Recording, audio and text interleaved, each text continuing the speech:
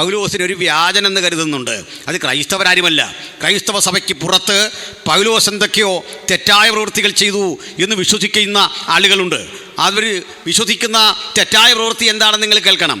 അത് പൗലോസ് മോഷ്ടിച്ചുവെന്നോ അദ്ദേഹം ഏതെങ്കിലും ദുർമാർഗിയായിരുന്നെന്നോ ഒന്നുമല്ല അവർ പറയുന്നത്. പിന്നെന്താണ് തെറ്റ്?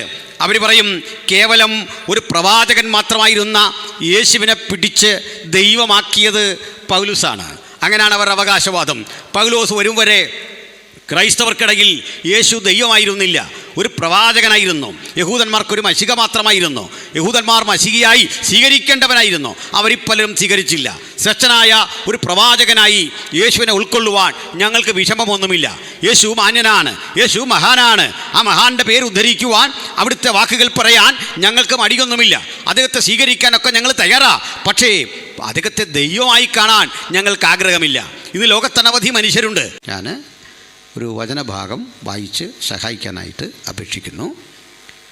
വിശുദ്ധ പൗലോസ് തിമോഥെയോസിന് എഴുതിയ 2-ാം ലേഖനം 4-ാം അധ്യായത്തിൻ്റെ 13-ാമത് വാക്യം വായിച്ചുകൊണ്ട് നമുക്ക് ദൈവവചനം ധ്യാനിക്കാം. 2 തിമോത്തി ചാപ്റ്റർ 4 വേഴ്സ് 30.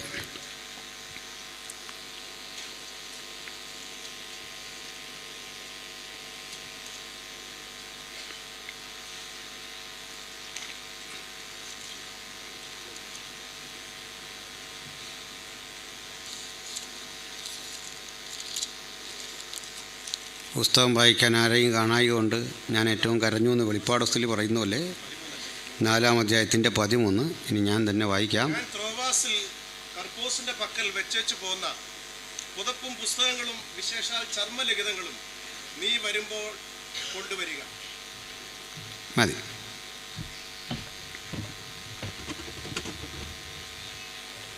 ഇനി ഈ വഴി ആരും വരികയും ചെയ്യല്ല, ഇവിടുന്ന് ആരും പോവുകയും ചെയ്യല്ല. എനിക്കത് സഹിക്കാനുള്ള ത്രാണിയില്ല. അതുകൊണ്ടാണ് സ്റ്റേജ് കുലുങ്ങിക്കഴിഞ്ഞാൽ ഒന്നാമത് എനിക്ക് ആവശ്യത്തിന് വിഷയമാണ്, പല വശത്തേക്ക് നോക്കിയാണ് നിൽക്കുന്നത്. ഓക്കെ, ഞാൻ അതുകൊണ്ട് പറഞ്ഞു ഇടയ്ക്ക് വെള്ളം പോലും കൊണ്ട് ഈ വഴി വരരുത്.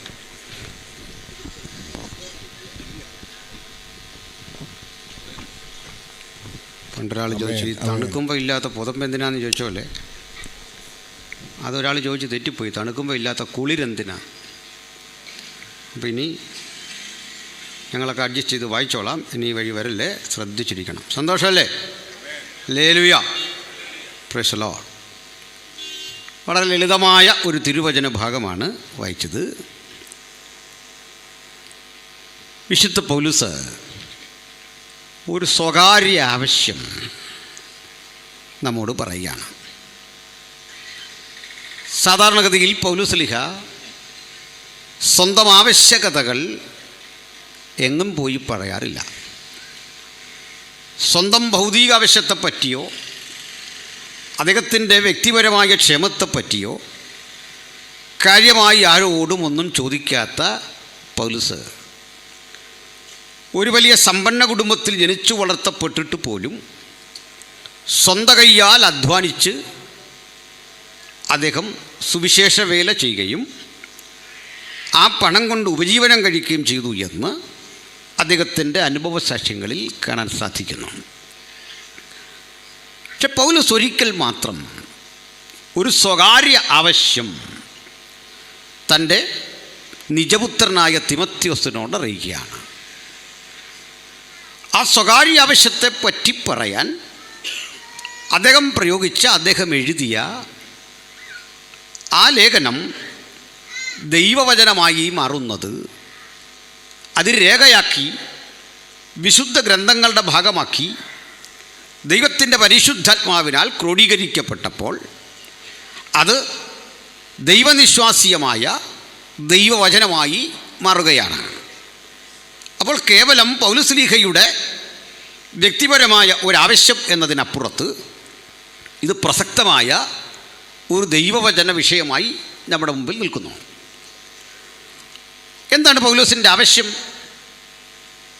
മകനെ തിമോഥെയോസേ, വേഗത്തിൽ എനിക്ക് നിന്നെ കാണണം, അല്ലെങ്കിൽ നിന്നെ കാണുവാൻ ഞാൻ ആശിക്കുന്നു.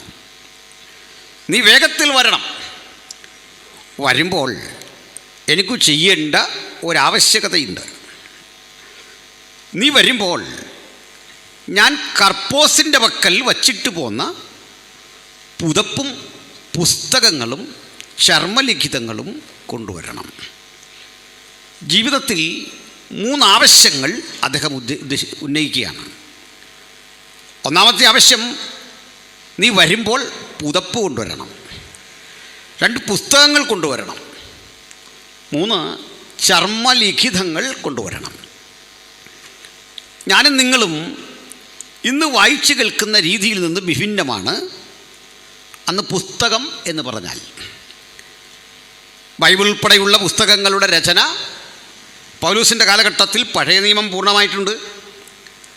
അതിലൊരു പുസ്തകമോ അല്ലെങ്കിൽ അദ്ദേഹം വായിക്കാൻ ഉപയോഗിക്കുന്ന മറ്റേതെങ്കിലും പുസ്തകമോ കൊണ്ടുവരിക എന്ന് പറയുന്നത് അത്ര എളുപ്പമുള്ള കാര്യമല്ല. അതിൻ്റെ കാര്യകാരണങ്ങളിലേക്ക് ഞാൻ ആദ്യം വരാം. ഞാനും നിങ്ങളുമൊക്കെ വായിക്കുന്ന സുവിശേഷങ്ങളാകട്ടെ, ബൈബിളിൻ്റെ ഏത് ഭാഗമായിക്കൊള്ളട്ടെ, പണ്ട് കാലത്ത് മനുഷ്യൻ എഴുതാൻ ഉപയോഗിക്കുന്ന എഴുത്ത് പ്രതലങ്ങൾ എന്ന് പറയുന്നത് സങ്കീർണമായ വിലയുള്ളവയാണ്. ഈജിപ്തിലെ നൈൽ നദിയുടെ തീരത്ത് വിടരുന്ന പാപ്പിറസ് ചെടിയുടെ ഉൾക്കാമ്പ് ശേഖരിച്ചെടുത്ത് അതിനെ പൾപ്പാക്കി അരച്ച് അത് ചില പ്രോസസ്സിങ്ങിലൂടെ കടത്തിവിട്ട് അതാണ് പേപ്പർ ഷീറ്റുകളാക്കി മാറ്റുന്നത്. ഇന്നത്തെ പേപ്പർ ഷീറ്റുകളോട് ഏതാണ്ട് അടുത്തു നിൽക്കുന്ന ഏറ്റവും പ്രാകൃതമായ രചനാശൈലി. ആ രചനാശൈലിക്കൊരു പ്രത്യേകതയുണ്ട്. അത് അന്നും ഇന്നും വളരെ എക്സ്പെൻസീവാണ്, വിലപിടിപ്പുള്ള എഴുത്താണ്. അത് ഹാൻഡിൽ ചെയ്യുക സാധാരണക്കാരന് വിഷമമാണ്, പാപ്പിറസിൻ്റെ ചുരുളുകൾ. അങ്ങനെ വരുമ്പോൾ പ്രാകൃതരായ അന്നത്തെ ആളുകൾ എഴുതാൻ ഉപയോഗിച്ചത് മറ്റൊരു ശൈലി ഉണ്ടായിരുന്നു. അത് കളിമൺ ഫലകങ്ങളാണ്. കളിമണ്ണ് കുഴച്ചിട്ട് അത് നമ്മളൊക്കെ ചപ്പാത്തി പരത്തുന്ന പോലെ പരത്തി അതിനെ ചതുരവടിവിൽ വെട്ടിയെടുത്ത് അതിലേക്ക് നാരായമുന കൊണ്ടെഴുതി ചൂളയിൽ ചുട്ടെടുത്ത് വെക്കുകയാണ് പതിവ്. ഇങ്ങനെ എഴുതുന്ന ഒരു സ്ലേറ്റിൻ്റെ രൂപമാണ് അന്നത്തെ ഈ കളിമൺ ഫലകങ്ങൾക്ക്. ആ കളിമൺ ഫലകങ്ങളെ വിളിക്കുന്ന പേര് ഒബ്സ്ട്രാക്ക എന്നായിരുന്നു. ഒബ്സ്ട്രാക്ക എഴുത്തുകളുടെ പ്രത്യേകത അത് ദരിദ്രരുടെ എഴുത്ത് രീതിയായിരുന്നു. പാപ്പിറസ് വാങ്ങാൻ നിർവാഹമില്ലാത്ത ആളുകൾ ഒബ്സ്ട്രാക്കയിൽ എഴുതുമായിരുന്നു. പക്ഷേ ഒബ്സ്ട്രാക്കയ്ക്ക് ദാരിദ്ര്യത്തിൻ്റെയും ഇല്ലായ്മയുടെയും പശ്ചാത്തലമുള്ളപ്പോൾ തന്നെ അതിനു മാത്രം മറ്റ് എഴുത്തുവിദ്യകളെ അതിജീവിക്കാൻ ഒരു കഴിവുണ്ടായി. ആ കഴിവ് വേറൊന്നുമല്ല, കാലമേറെക്കഴിഞ്ഞ് ഈ ലിഖിതങ്ങൾ പലതും മണ്ണടരുകളിൽ പെട്ടുപോയപ്പോൾ പാപ്പിറസ് ഷീറ്റുകളും പാർച്ച്മെൻസുമൊക്കെ മണ്ണിൻ്റെ ഭാഗമായി മാറി.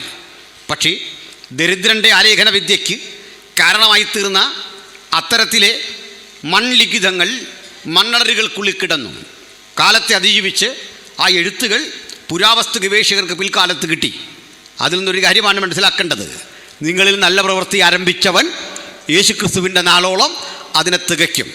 ഏത് ദുർബലനായിക്കൊള്ളട്ടെ, നിങ്ങളില്ലായ്മക്കാരനായിക്കൊള്ളട്ടെ, യേശുവിന് വേണ്ടി ചെയ്യുന്നത് കാലത്തെ അതിജീവിച്ച് അതിൻ്റെ ശോഭയോടെ നിലനിൽക്കും, അതിൻ്റെ ശക്തിയോടെ നിലനിൽക്കും. അപ്പോൾ ഇതിൻ്റെ അസൗകര്യം കൂടി കേൾക്കണം. മത്തായിയുടെ സുവിശേഷത്തിൻ്റെ ഒരു 10 അധ്യായം വരെയുള്ള ഭാഗങ്ങൾ ഒരുവന് കൊണ്ടുപോകണമെങ്കിൽ തന്നെ ഈ കളിമൺ ഫലകങ്ങളിൽ അത് കൊണ്ടു നടക്കുക എന്ന് പറയുന്നതിൻ്റെ പ്രായോഗിക ബുദ്ധിമുട്ട്, താഴെ വീണുടയാൻ പാടില്ല, അത് വളരെ കെയർഫുള്ളായിരിക്കണം, ഒട്ടേറെ സംരക്ഷണം അത് ആവശ്യപ്പെടുന്നു. അപ്പോൾ ഇതാണ് ഒരു തരം എഴുത്തു വിദ്യകൾ. ഇനി മറ്റൊന്ന് പാപ്പിറസിൻ്റെ ലിഖിതങ്ങളാണ്. ഞാനത് ഓൾറെഡി ഓർമ്മപ്പെടുത്തി കഴിഞ്ഞു. ഇവ രണ്ടുമല്ലാത്ത പാർച്ച്മെൻസ് എന്ന മറ്റൊരു രീതിയുണ്ട്, ഒരു എഴുത്തു രീതി. ആ എഴുത്തു രീതി മൃഗങ്ങളുടെ തോല് എഴുതാൻ ഉപയോഗിക്കുക എന്നതാണ്. നമ്മൾ ഡ്രമ്മും സൈഡ് ഡ്രമ്മും ഒക്കെ ഉപയോഗിക്കുന്നവരാണല്ലോ. അത്തരം തോലുകൾ തയ്യാറാക്കിയെടുത്ത് പേപ്പർ ഷീറ്റുകളുടെ വലിപ്പത്തിൽ കീറിമുറിച്ച് അവ ഇങ്ങനെ ചുരുളുകളാക്കി ഒട്ടിച്ച് അതിലെഴുതുന്ന വിധിയുണ്ട്. അപ്പോൾ അക്കാലഘട്ടങ്ങളിലൊക്കെ മനുഷ്യൻ 39 പുസ്തകമടങ്ങുന്ന പഴയ നിയമഗ്രന്ഥങ്ങൾ, പാട്ടുപുസ്തകങ്ങൾ ഒക്കെ കൊണ്ടുപോവുക പ്രായോഗികമല്ല. ഇവ സൂക്ഷിക്കാൻ തന്നെ സിനഗോഗിൽ പ്രത്യേക സ്ഥലങ്ങളുണ്ട്. അതിനാണ് പറയുന്നത്, യേശു പതിവ് പോലെ പള്ളിയിൽ ചെന്നു ന്യായപ്രമാണ പുസ്തകം തുറന്നു വായിച്ചു. അപ്പോൾ ഇത് സിനഗോഗിലോ അല്ലെങ്കിൽ ദേവാലയത്തിൻ്റെ ഏതെങ്കിലും ഭാഗത്തോ വളരെ വിശുദ്ധമായി സംരക്ഷിക്കപ്പെടുന്ന പതിവായിരുന്നു പണ്ട് കാലത്തൊക്കെ ഉണ്ടായിരുന്നത്. ഏതായാലും ഇതൊക്കെ വിശുദ്ധ ലിഖിതങ്ങളുടെ കാര്യമാണെങ്കിൽ പൗലോസ് വായിച്ചു കൊണ്ടിരുന്ന പലതരം ഗ്രന്ഥങ്ങളുണ്ട്. അദ്ദേഹം വായനാമനീഷ്യനാണ്. അതുകൊണ്ടാണ് അദ്ദേഹം പ്രസംഗിക്കുമ്പോഴൊക്കെ പലതരത്തിലുള്ള എഴുത്തുകാരെ പരാമർശിക്കുന്നു. നിങ്ങളുടെ കവിവരന്മാരിലും ചിലർ നാം അവൻ്റെ സന്താനമല്ലോ എന്ന് പറഞ്ഞിരിക്കുന്നു എന്നുള്ള വാക്യങ്ങളൊക്കെ ഉദ്ധരിക്കുന്നുണ്ട്. അദ്ദേഹം ബഹുഭാഷാ നിപുണനാണ്, വളരെ പണ്ഡിതനാണ്. അദ്ദേഹത്തിന് വായിക്കാൻ നിരവധി പുസ്തകങ്ങളുണ്ടായിരുന്നു. ഈ പുസ്തകങ്ങളൊക്കെ കർപ്പോസ് എന്ന് പറയുന്നൊരു സുഹൃത്തിൻ്റെ വീട്ടിൽ വെച്ചിട്ടാണ് പോകുന്നത്. ആ സുഹൃത്ത് ഇത് സംരക്ഷിക്കാൻ പെടുന്ന പ്രയാസം നിങ്ങൾക്കൊന്ന് ആലോചിക്കാവുന്നതേ ഉള്ളൂ. കാരണം ഇന്നെന്ന പോലെയല്ല അക്കാലഘട്ടത്തിൽ അവ സൂക്ഷിക്കുക. നൂറുകണക്കിന് ചുരുളുകൾ അടുക്കി കെട്ടി വെക്കണം. ഇന്നത്തെ പോലെ നല്ല വീടുകളൊന്നുമല്ല. അങ്ങനെ ഒരു കാലഘട്ടത്തിൽ ഇതൊക്കെ അവിടെ വച്ചിട്ട് പോന്നു. മറ്റൊന്ന് ചർമ്മലിഖിതങ്ങളാണ്. ചർമ്മലിഖിതങ്ങളെന്ന് പറഞ്ഞാൽ മൃഗങ്ങളുടെ തോലിൽ എഴുതി വെച്ച അദ്ദേഹത്തിൻ്റെ ഓർമ്മക്കുറിപ്പുകളോ ഏതെങ്കിലും സ്ഥലത്തേക്കുള്ള ലേഖനങ്ങളോ അദ്ദേഹത്തിൻ്റെ പ്രാർത്ഥനാ ജീവിതത്തിൽ കിട്ടിയ വെളിപ്പാടുകളോ അതുമല്ലെങ്കിൽ അദ്ദേഹത്തിൻ്റെ അന്വേഷണങ്ങളിൽ കണ്ടെത്തിയ ഏതെങ്കിലും പുതിയ അറിവുകളോ ഒക്കെ രേഖപ്പെടുത്തി വെച്ചിട്ടുള്ള നിരവധി ലിഖിതങ്ങൾ ആ വീട്ടിൽ വെച്ചിട്ടുണ്ട്. ഇവ രണ്ടും സുപ്രധാനമാണ്. അവ രണ്ടും നമുക്കും പ്രയോജനപ്പെടുന്നതാണ്. ഇനി മൂന്നാമതൊരു കാര്യം അദ്ദേഹത്തിൻ്റെ പുതപ്പാണ്. പുതപ്പ് എന്ന് കേൾക്കുമ്പോൾ നമ്മൾ സ്വാഭാവികമായി ചിന്തിക്കുന്ന ഭാരതീയമായൊരു ചിന്തയിലോ ഒന്നുമല്ല, കേരളത്തിൽ നമ്മൾ ചിന്തിക്കുന്ന അവസ്ഥാവിശേഷങ്ങൾക്കുള്ളിൽ പരിമിതപ്പെടുത്തരുത്. കനത്ത തണുപ്പിനെ അതിജീവിക്കത്തക്ക വിധത്തിൽ വളരെ ഭാരമുള്ള കമ്പിളിക്കെട്ട് അത് കൊണ്ടുവരിക എന്ന് പറയുന്നത് അത്ര എളുപ്പമല്ല. ഇതൊരാളെ ഏൽപ്പിക്കുക എന്ന് പറഞ്ഞാൽ നമ്മളെ സംബന്ധിച്ചോളം ബുദ്ധിമുട്ടുള്ള കാര്യമാണ്. പക്ഷേ പൗലോസ് ഈ മൂന്ന് കാര്യങ്ങൾ ആഗ്രഹിക്കുന്നു. ഈ മൂന്ന് കാര്യങ്ങൾ അദ്ദേഹം ചോദിക്കുന്നു. ഞാനും നിങ്ങളും ഇന്ന് ചേർന്ന് ഈ വസ്തുതയുടെ ചില ആഴവും പരപ്പും പൊരുളും ഒരുമിച്ച് പഠിക്കാൻ, ഒരുമിച്ച് ചിന്തിക്കുവാൻ വേണ്ടി താല്പര്യപ്പെടുകയാണ്. എല്ലാവരെയും ഏകാഗ്രതയും പ്രാർത്ഥനയും ഈ ചിന്തയിലേക്ക് ഞാൻ ഒരു വേള ക്ഷണിക്കുന്നു. ബഹുമാനരെ, നമുക്കാദ്യം പൗലോസ് എന്ന മനുഷ്യനിലേക്ക് പോകാം. അദ്ദേഹത്തിൻ്റെ ജീവിതത്തിൽ നിന്ന് വേണം ആരംഭിക്കുവാൻ. 100 യോഗങ്ങളിൽ 100 ഇടങ്ങളിൽ 100 വിശകലനങ്ങളിൽ പൗലോസ് എന്ന മനുഷ്യനെക്കുറിച്ച് കേൾക്കാത്ത ആളുകളില്ല, അദ്ദേഹത്തെ അറിയാത്ത ആളുകളില്ല. ക്രൈസ്തവരെ സംബന്ധിച്ചിടത്തോളം പൗലോസ് എന്ന പേര് കേൾക്കുന്നത് അഭിമാനകരമായൊരു അനുഭവമാണ്, അഭിമാനകരമായൊരു ചിന്തയാണ്. എന്താണ് പൗലോസിനെ കുറിച്ച് ഇത്രയും അഭിമാനം, ഇത്രയും സന്തോഷം? ഞങ്ങൾ ദൈവദാസന്മാർ ജീവിതത്തിൽ യേശു കഴിഞ്ഞാൽ ഏറെ പ്രസംഗിച്ചിട്ടുള്ളത് പൗലോസിനെ പറ്റിയാണ്. അദ്ദേഹത്തിൻ്റെ ജീവചരിത്രത്തിൽ നിന്നാണ് ആവേശകരങ്ങളായ നിരവധി പാഠങ്ങൾ ഞങ്ങൾ ഉൾക്കൊണ്ടിട്ടുള്ളത്. ചിലരെങ്കിലും പൗലോസിനൊരു വ്യാജനെന്ന് കരുതുന്നുണ്ട്. അത് ക്രൈസ്തവരാരുമല്ല. ക്രൈസ്തവ സഭയ്ക്ക് പുറത്ത് പൗലോസ് എന്തൊക്കെയോ തെറ്റായ പ്രവൃത്തികൾ ചെയ്തു എന്ന് വിശ്വസിക്കുന്ന ആളുകളുണ്ട്. അവർ വിശ്വസിക്കുന്ന തെറ്റായ പ്രവൃത്തി എന്താണെന്ന് നിങ്ങൾ കേൾക്കണം. അത് പൗലോസ് മോഷ്ടിച്ചുവെന്നോ അദ്ദേഹം ഏതെങ്കിലും ദുർമാർഗിയായിരുന്നെന്നോ ഒന്നുമല്ല അവർ പറയുന്നത്. പിന്നെന്താണ് തെറ്റ്? അവർ പറയും കേവലം ഒരു പ്രവാചകൻ മാത്രമായിരുന്ന യേശുവിനെ പിടിച്ച് ദൈവമാക്കിയത് പൗലോസാണ്. അങ്ങനെയാണ് അവരുടെ അവകാശവാദം. പൗലോസ് വരും വരെ ക്രൈസ്തവർക്കിടയിൽ യേശു ദൈവമായിരുന്നില്ല, ഒരു പ്രവാചകനായിരുന്നു. യഹൂദന്മാർക്കൊരു മശിക മാത്രമായിരുന്നു. യഹൂദന്മാർ മശികയായി സ്വീകരിക്കേണ്ടവനായിരുന്നു. അവരിപ്പലരും സ്വീകരിച്ചില്ല. ശ്രേഷ്ഠനായ ഒരു പ്രവാചകനായി യേശുവിനെ ഉൾക്കൊള്ളുവാൻ ഞങ്ങൾക്ക് വിഷമമൊന്നുമില്ല. യേശു മാന്യനാണ്, യേശു മഹാനാണ്. ആ മഹാന്റെ പേര് ഉദ്ധരിക്കുവാൻ, അവിടുത്തെ വാക്കുകൾ പറയാൻ ഞങ്ങൾക്ക് മടിയൊന്നുമില്ല. അദ്ദേഹത്തെ സ്വീകരിക്കാനൊക്കെ ഞങ്ങൾ തയ്യാറാ. പക്ഷേ അദ്ദേഹത്തെ ദൈവമായി കാണാൻ ഞങ്ങൾക്ക് ആഗ്രഹമില്ല. ഇന്ന് ലോകത്തനവധി മനുഷ്യരുണ്ട്. യേശുവിനെ വിപ്ലവകാരിയായി കാണുന്ന ആളുകളുണ്ട്. കർത്താവായ യേശുവിനെ മഹാരഥനായ, മഹാനായ, മാന്യനായ ഒരു പ്രവാചകനായി കാണുന്ന ആളുകളുണ്ട്. ചിലരെങ്കിലും യേശുവിനെ കാണുന്നത് അദ്ദേഹത്തിൻ്റെ ഉയർപ്പിൽ വിശ്വസിക്കുന്നില്ല, പക്ഷേ അത്രയും മഹാനായ ഒരാൾ ജീവിച്ചിരുന്നു എന്ന് വിശ്വസിക്കുന്ന ആളുകളുണ്ട്. ക്രൈസ്തവർക്ക് പുറമെയുള്ള നിരവധി ആളുകൾ യേശുവിനെപ്പറ്റി നിരവധി ഗ്രന്ഥങ്ങൾ എഴുതിയിട്ടുണ്ട്. യേശുവിനെപ്പറ്റി, സുവിശേഷങ്ങളെപ്പറ്റി ഹൈന്ദവരായ സഹോദരന്മാർ എത്രയോ ഗഹനങ്ങളായ പഠനങ്ങൾ നിർവഹിച്ചിരിക്കുന്നു. നമുക്കറിയാം, യേശുവിനെപ്പറ്റി ഏറെ അനുകമ്പാർദ്രമായി ഹൃദയവിശാലതയോടെ എഴുതിയ ഒരാളാണ് മാതൃഭൂമിയുടെ പത്രാധിപരായിരുന്ന KP കേശവമേനോൻ. അദ്ദേഹത്തിൻ്റെ ഒരു പുസ്തകത്തിൻ്റെ പേര് തന്നെ യേശുദേവൻ എന്നായിരുന്നു. ശ്രീരാമകൃഷ്ണ മഠം പുറത്തിറക്കിയ യേശുദേവൻ എന്ന പ്രമുഖമായ മറ്റൊരു പുസ്തകമുണ്ട്. ചുരുക്കി പറഞ്ഞാൽ, ഈ രാജ്യത്തിലെ ഹൈന്ദവ സുഹൃത്തുക്കൾക്കോ ഇസ്ലാമിയർക്കോ മറ്റു സഹോദരങ്ങൾക്കോ യേശു എന്ന വ്യക്തിയോട് ഏതെങ്കിലും പിണക്കമുണ്ടെന്ന് ഞാൻ കരുതുന്നില്ല. ചുരുക്കം ചില നിരീശ്വരന്മാർ യേശുവിനെ തെറ്റിദ്ധരിപ്പിച്ച് യേശു ജീവിച്ചിരുന്നിട്ടില്ല എന്നുള്ള ചില വാദഗതികൾ കൊണ്ടുവന്നിട്ടുണ്ട്. ആ വാദഗതികളൊന്നും ചരിത്രപരമായി നിലനിൽക്കുന്നതല്ല. അതിന് പുറത്ത് യേശുവിനോട് ആരും വിരോധമുള്ളവരില്ല. യേശുവിനെ സ്നേഹിക്കുന്നവരാണ് ഭൂരിപക്ഷം ആളുകൾ. ക്രൈസ്തവർ ചെയ്തു കൂട്ടുന്ന ഏതെങ്കിലും കുറ്റങ്ങൾ കൊണ്ടോ പുരോഹിതന്മാരുടെ പക്കലെയോ പാസ്റ്റർമാരുടെ പക്കലെയോ ഏതെങ്കിലും ജീവിത അപാകത കൊണ്ടോ യേശുവിൻ്റെ മൂല്യവും അവിടുത്തെ മാറ്റും ആരും വില കുറച്ചു കാണുന്നില്ല. അത് ഞങ്ങൾക്ക് നന്നായിട്ടറിയാം. പക്ഷേ ഇവരൊക്കെ ഒരേ സ്വരത്തിൽ പറയുന്നൊരു കാര്യം, നിങ്ങൾ പറയും പോലെ യേശു ദൈവമല്ല, ദൈവമായിട്ടൊന്നും ഞങ്ങൾ യേശുവിനെ കാണുന്നില്ല, ഇങ്ങനെ പറയുന്ന ആളുകളുണ്ട്. ഞാൻ ആ ചിന്തയിലൂടെ വരുന്നു. അതിന് ചില ന്യായങ്ങളും ഈ സുഹൃത്തുക്കൾക്ക് പറയാനുണ്ട്. എന്താണ് ന്യായം? ദൈവമെന്ന് പറഞ്ഞാൽ ആരാ? ദൈവത്തിന് വിശക്കുമോ? ദൈവം കരയുമോ? ദൈവം ക്രൂശിൽ കിടന്ന് അലമുറ കൂട്ടുമോ? ദൈവത്തിന് ക്രൂശിൽ കിടന്ന് അലമുറ കൂട്ടുമ്പോൾ രക്ഷിക്കണേ എന്ന് പറയേണ്ടി വരുമോ? ദൈവം പീഡനങ്ങൾ, ഭാരങ്ങൾ, അനവധി തെറ്റായ ജീവിത പ്രശ്നങ്ങൾ ഇതിലൂടെയൊക്കെ കടന്നു പോകേണ്ടി വരുമോ? 100 ചോദ്യങ്ങൾ സമൂഹത്തിൻ്റെ മുമ്പിലേക്ക് അവരിട്ട് കൊടുക്കും. ഞാൻ അത്തരക്കാരോടും ഒരു മറുപടി പറഞ്ഞുകൊണ്ട് വേണം ഇന്ന് രാത്രി തുടങ്ങാൻ. അതിൽ ശ്രേഷ്ഠകരമായൊരു കാര്യമുണ്ട്. ആളുകൾ ചോദിക്കുന്ന വളരെ തീഷ്ണതയേറിയൊരു ചോദ്യം, ദൈവം ഇങ്ങനെ ക്രൂശിൽ മരിക്കുമോ? ക്രൂശിൽ മരിക്കുന്നത് അപമാനമെന്ന് എഴുതി വെച്ചിട്ടില്ലേ? അതുകൊണ്ട് യേശു ക്രൂശിക്കപ്പെട്ടു എന്ന വാദത്തെ നിരാകരിക്കുന്നവരുണ്ട്. എത്ര കാര്യങ്ങൾ. ഇപ്പോൾ യേശുവുമായി ബന്ധപ്പെട്ട് വിശുദ്ധ ബൈബിൾ ഉയർത്തുന്ന ചിന്തയ്ക്കെതിരെ ചിന്തിക്കുന്ന ആ ചിന്താധാര അനവധി ധാരകളാണ്, അനവധി ഘട്ടങ്ങളാണ്.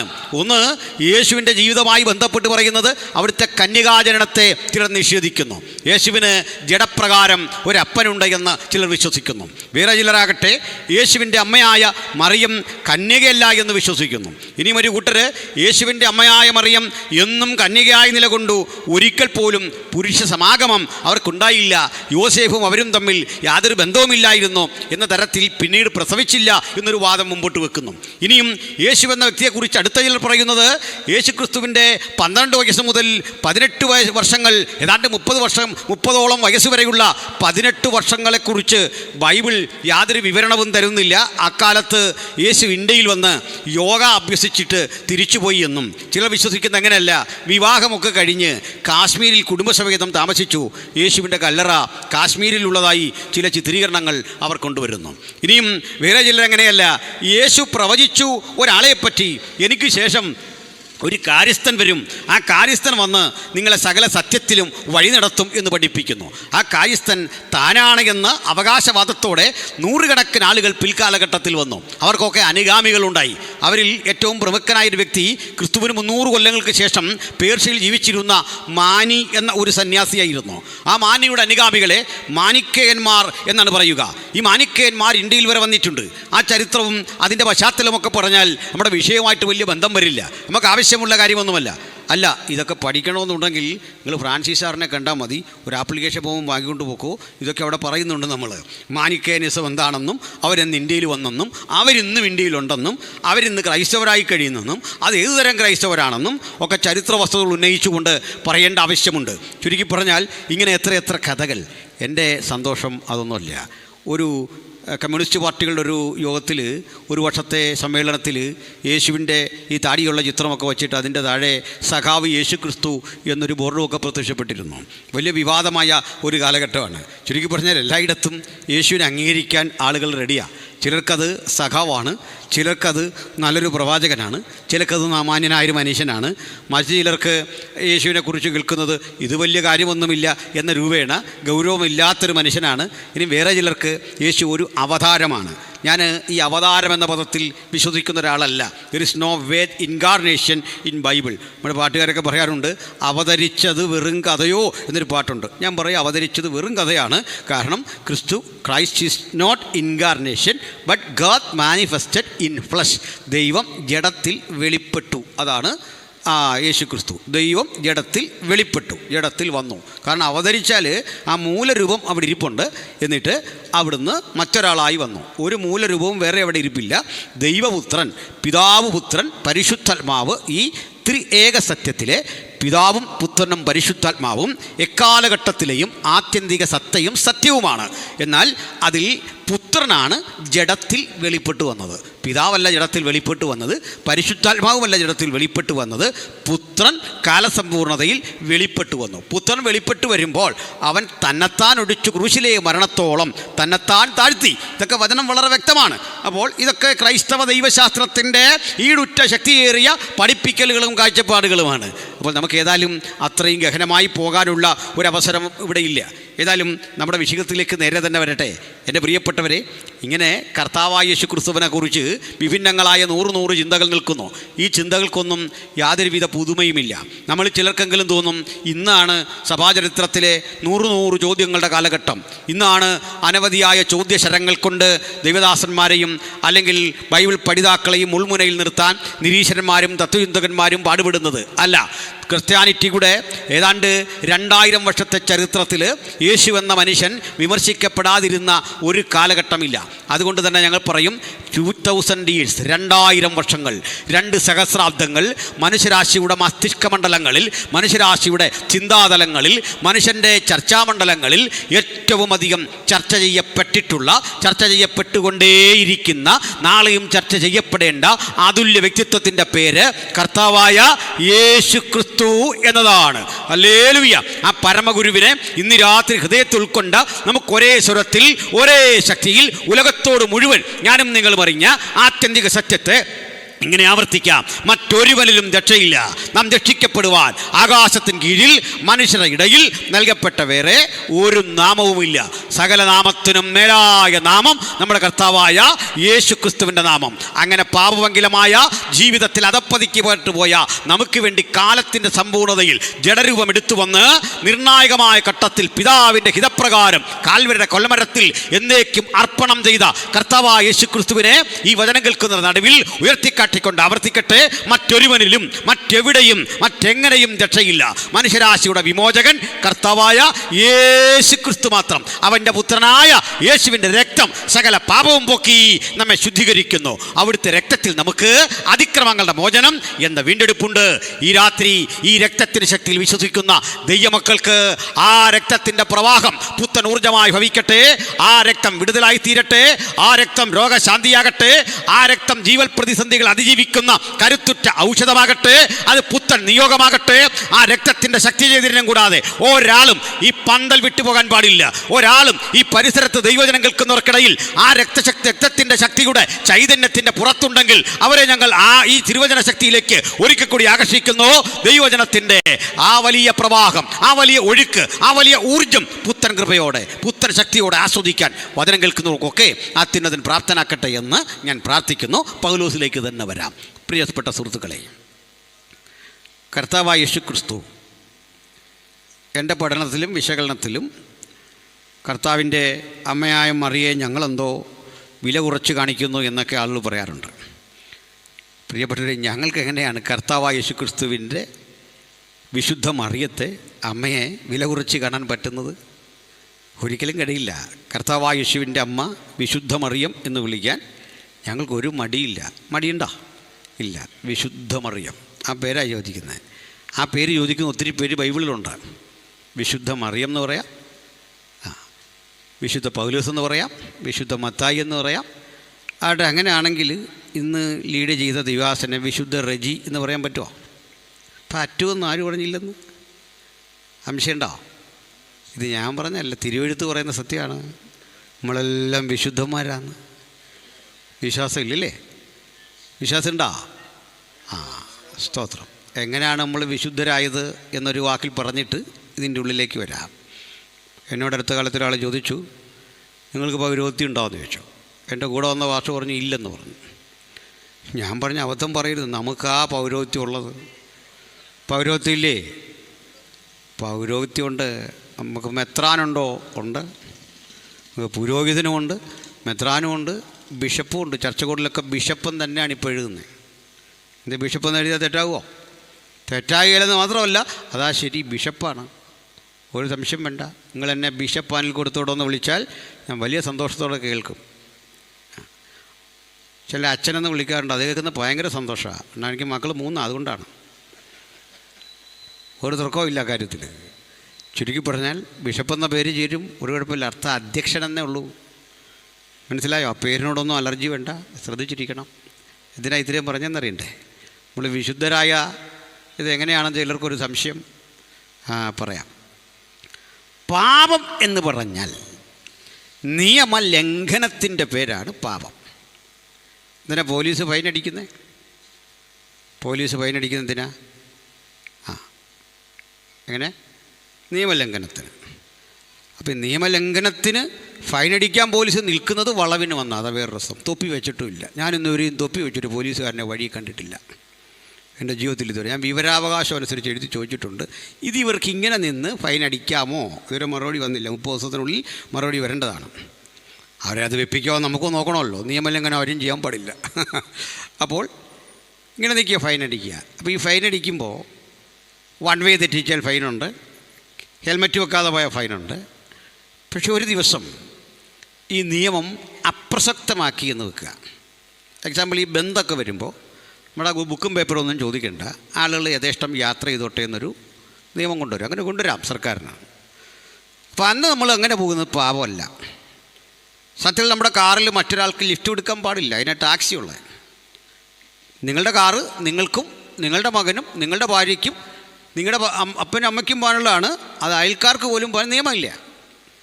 അപ്പോൾ അതിനാ ടാക്സിക്കാരനുള്ളത്, അതിലാണ് പോകേണ്ടത്. പക്ഷെ ചില ദിവസങ്ങളിൽ ഈ നിയമത്തിന് അഴിവ് വരും, കാരണം വേറെ വാഹനമില്ല.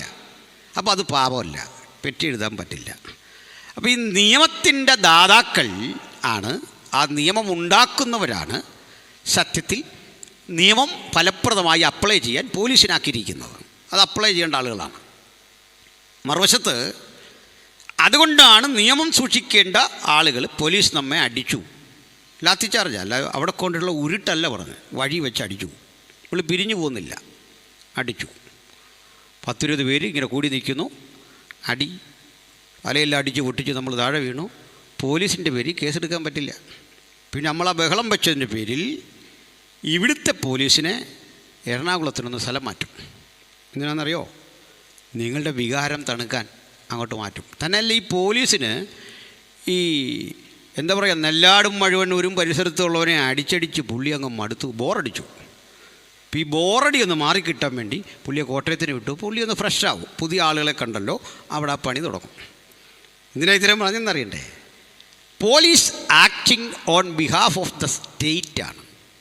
സ്റ്റേറ്റിന് വേണ്ടിയാണ് പോലീസ് അടിച്ച, വൈരാഗ്യത്തിന് അടിച്ചല്ല. സ്റ്റേറ്റ് പറഞ്ഞു അടിക്കല്ലെങ്കിൽ ഇവിടെ വലിയ പ്രശ്നം വരും. സ്റ്റേറ്റിൻ്റെ ഓർഡറാണ്.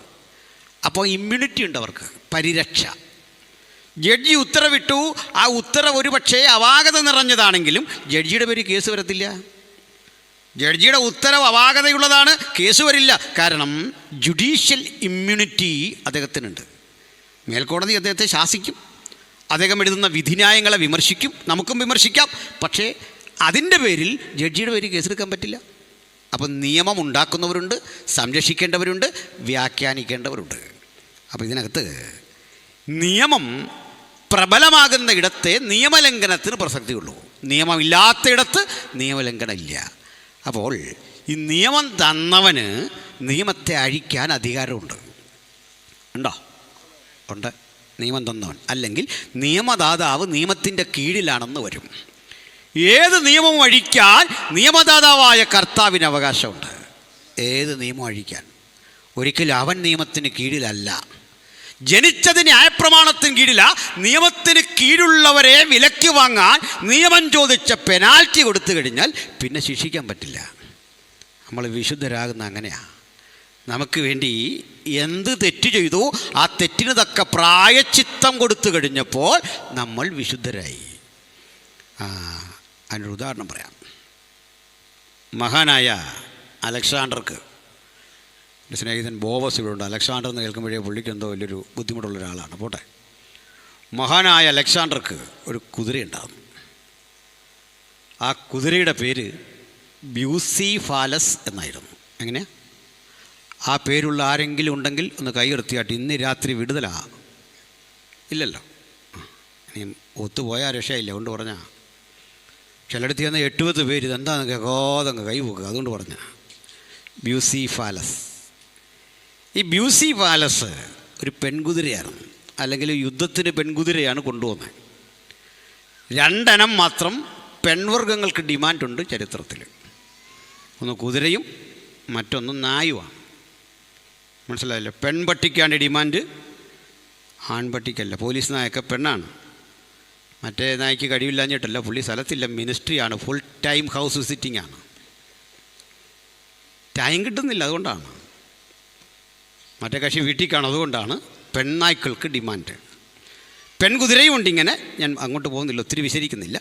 ഈ പെൺകുതിര അലക്സാണ്ടർ ഇങ്ങനെ കൊണ്ടു കിടക്കുക. ഈ കുതിര എല്ലാവരോടും ഇണങ്ങുകയില്ല, ഒരാളോടോ 2 പേരോടൊക്കെ ഇടങ്ങുള്ളൂ. അതും അലക്സാണ്ടറുടെ കുതിരയാ നിർത്തുകൊള്ളണം. ഒരു യാത്ര യുദ്ധം കഴിഞ്ഞ് വരും വരവിൽ വിശ്രമിച്ചിട്ട് ഈ കുതിരപ്പുറത്തേക്ക് കയറും വഴിക്ക് കുതിര ഇടഞ്ഞു. കുതിര ഇടഞ്ഞിട്ട് അലക്സാണ്ടറെ കറക്കി ഒരേറാണ്. ദൈവം പറന്നു വന്ന് കാൽ നിലത്തി ചവിട്ടി വെച്ച് വീഴാൻ തുടങ്ങുകയും ഒരു മനുഷ്യൻ ഓടിച്ചെന്നു. ചെരിയാൻ തുടങ്ങിയ അലക്സാണ്ടറെ ഇനി താങ്ങിയെടുത്തു. അഗാധ കുഴിയിൽ പതിക്കേണ്ട ഇടത്തു നിന്ന് ഇങ്ങോട്ട് മാറ്റി രക്ഷിച്ചിട്ട് ഇങ്ങോട്ട് കുതിച്ചു പാഞ്ഞു വരുന്ന ആ കുതിരയുടെ കടിഞ്ഞാണിൽ പിടിച്ചൊന്ന് വലിച്ചു. നല്ല പണിയറിയാവുന്ന കാരണവരായിരുന്നു. പിടിച്ചങ്ങോട്ട് കെട്ടി കുതിര അവിടെ നിന്നു. പുള്ളി ഒന്ന് വിശ്വസിച്ചു. ഈ കുതിരയൊന്ന് തഴുകി കുതിരയെ മര്യാദയ്ക്ക് അവിടെ നിന്നു. വേച്ച് വിറച്ച് നേരെ നിന്ന് അലക്സാണ്ടർ നോക്കുമ്പോഴുണ്ട് സൈന്യാധിപന്മാരെല്ലാം പല വഴിക്ക് ഓടുന്നു. ഭയങ്കരമാണ്. ഞാൻ ഹൈറേഞ്ചിലൊരിക്കൽ പ്രസംഗിക്കുമ്പോൾ ഈ കല്ല് ചെത്തിയിട്ടൊരു മനുഷ്യൻ നീളമുള്ളൊരു തേറും കൊണ്ടുവന്നൊരു ഒറ്റ വെട്ടാണ്. ഇങ്ങനെ നിൽക്കുക സ്റ്റേജിൽ. ഒരു വെട്ടും 2 തെറിയുമാണ്. തെറി എന്ന് പറഞ്ഞാൽ ഈ ആപ്പ തെറിയൊന്നുമല്ല, നല്ല സ്റ്റാൻഡേർഡ് തെറി, 24 കാരറ്റ് വരുന്ന സൈസ്. അതിനകത്തു കൂടി ഇങ്ങനെ എക്കോ അടിച്ച് കേട്ടുകൊണ്ടിരിക്കുക ആൾക്കാർ. ഒറ്റ വെട്ടിന് ഇതല്ല കൊണ്ടേ. അതാ ഞാനിതൊക്കെ വെക്കുന്നതിൻ്റെ പിന്നിൽ പോലെ ടെക്നിക്കുണ്ട്, മനസ്സിലായില്ലേ? ഞാൻ നോക്കുമ്പോൾ സകല റൈറ്റ് റവറണ്ടും സ്റ്റേജിൽ നിന്ന് ഓടി.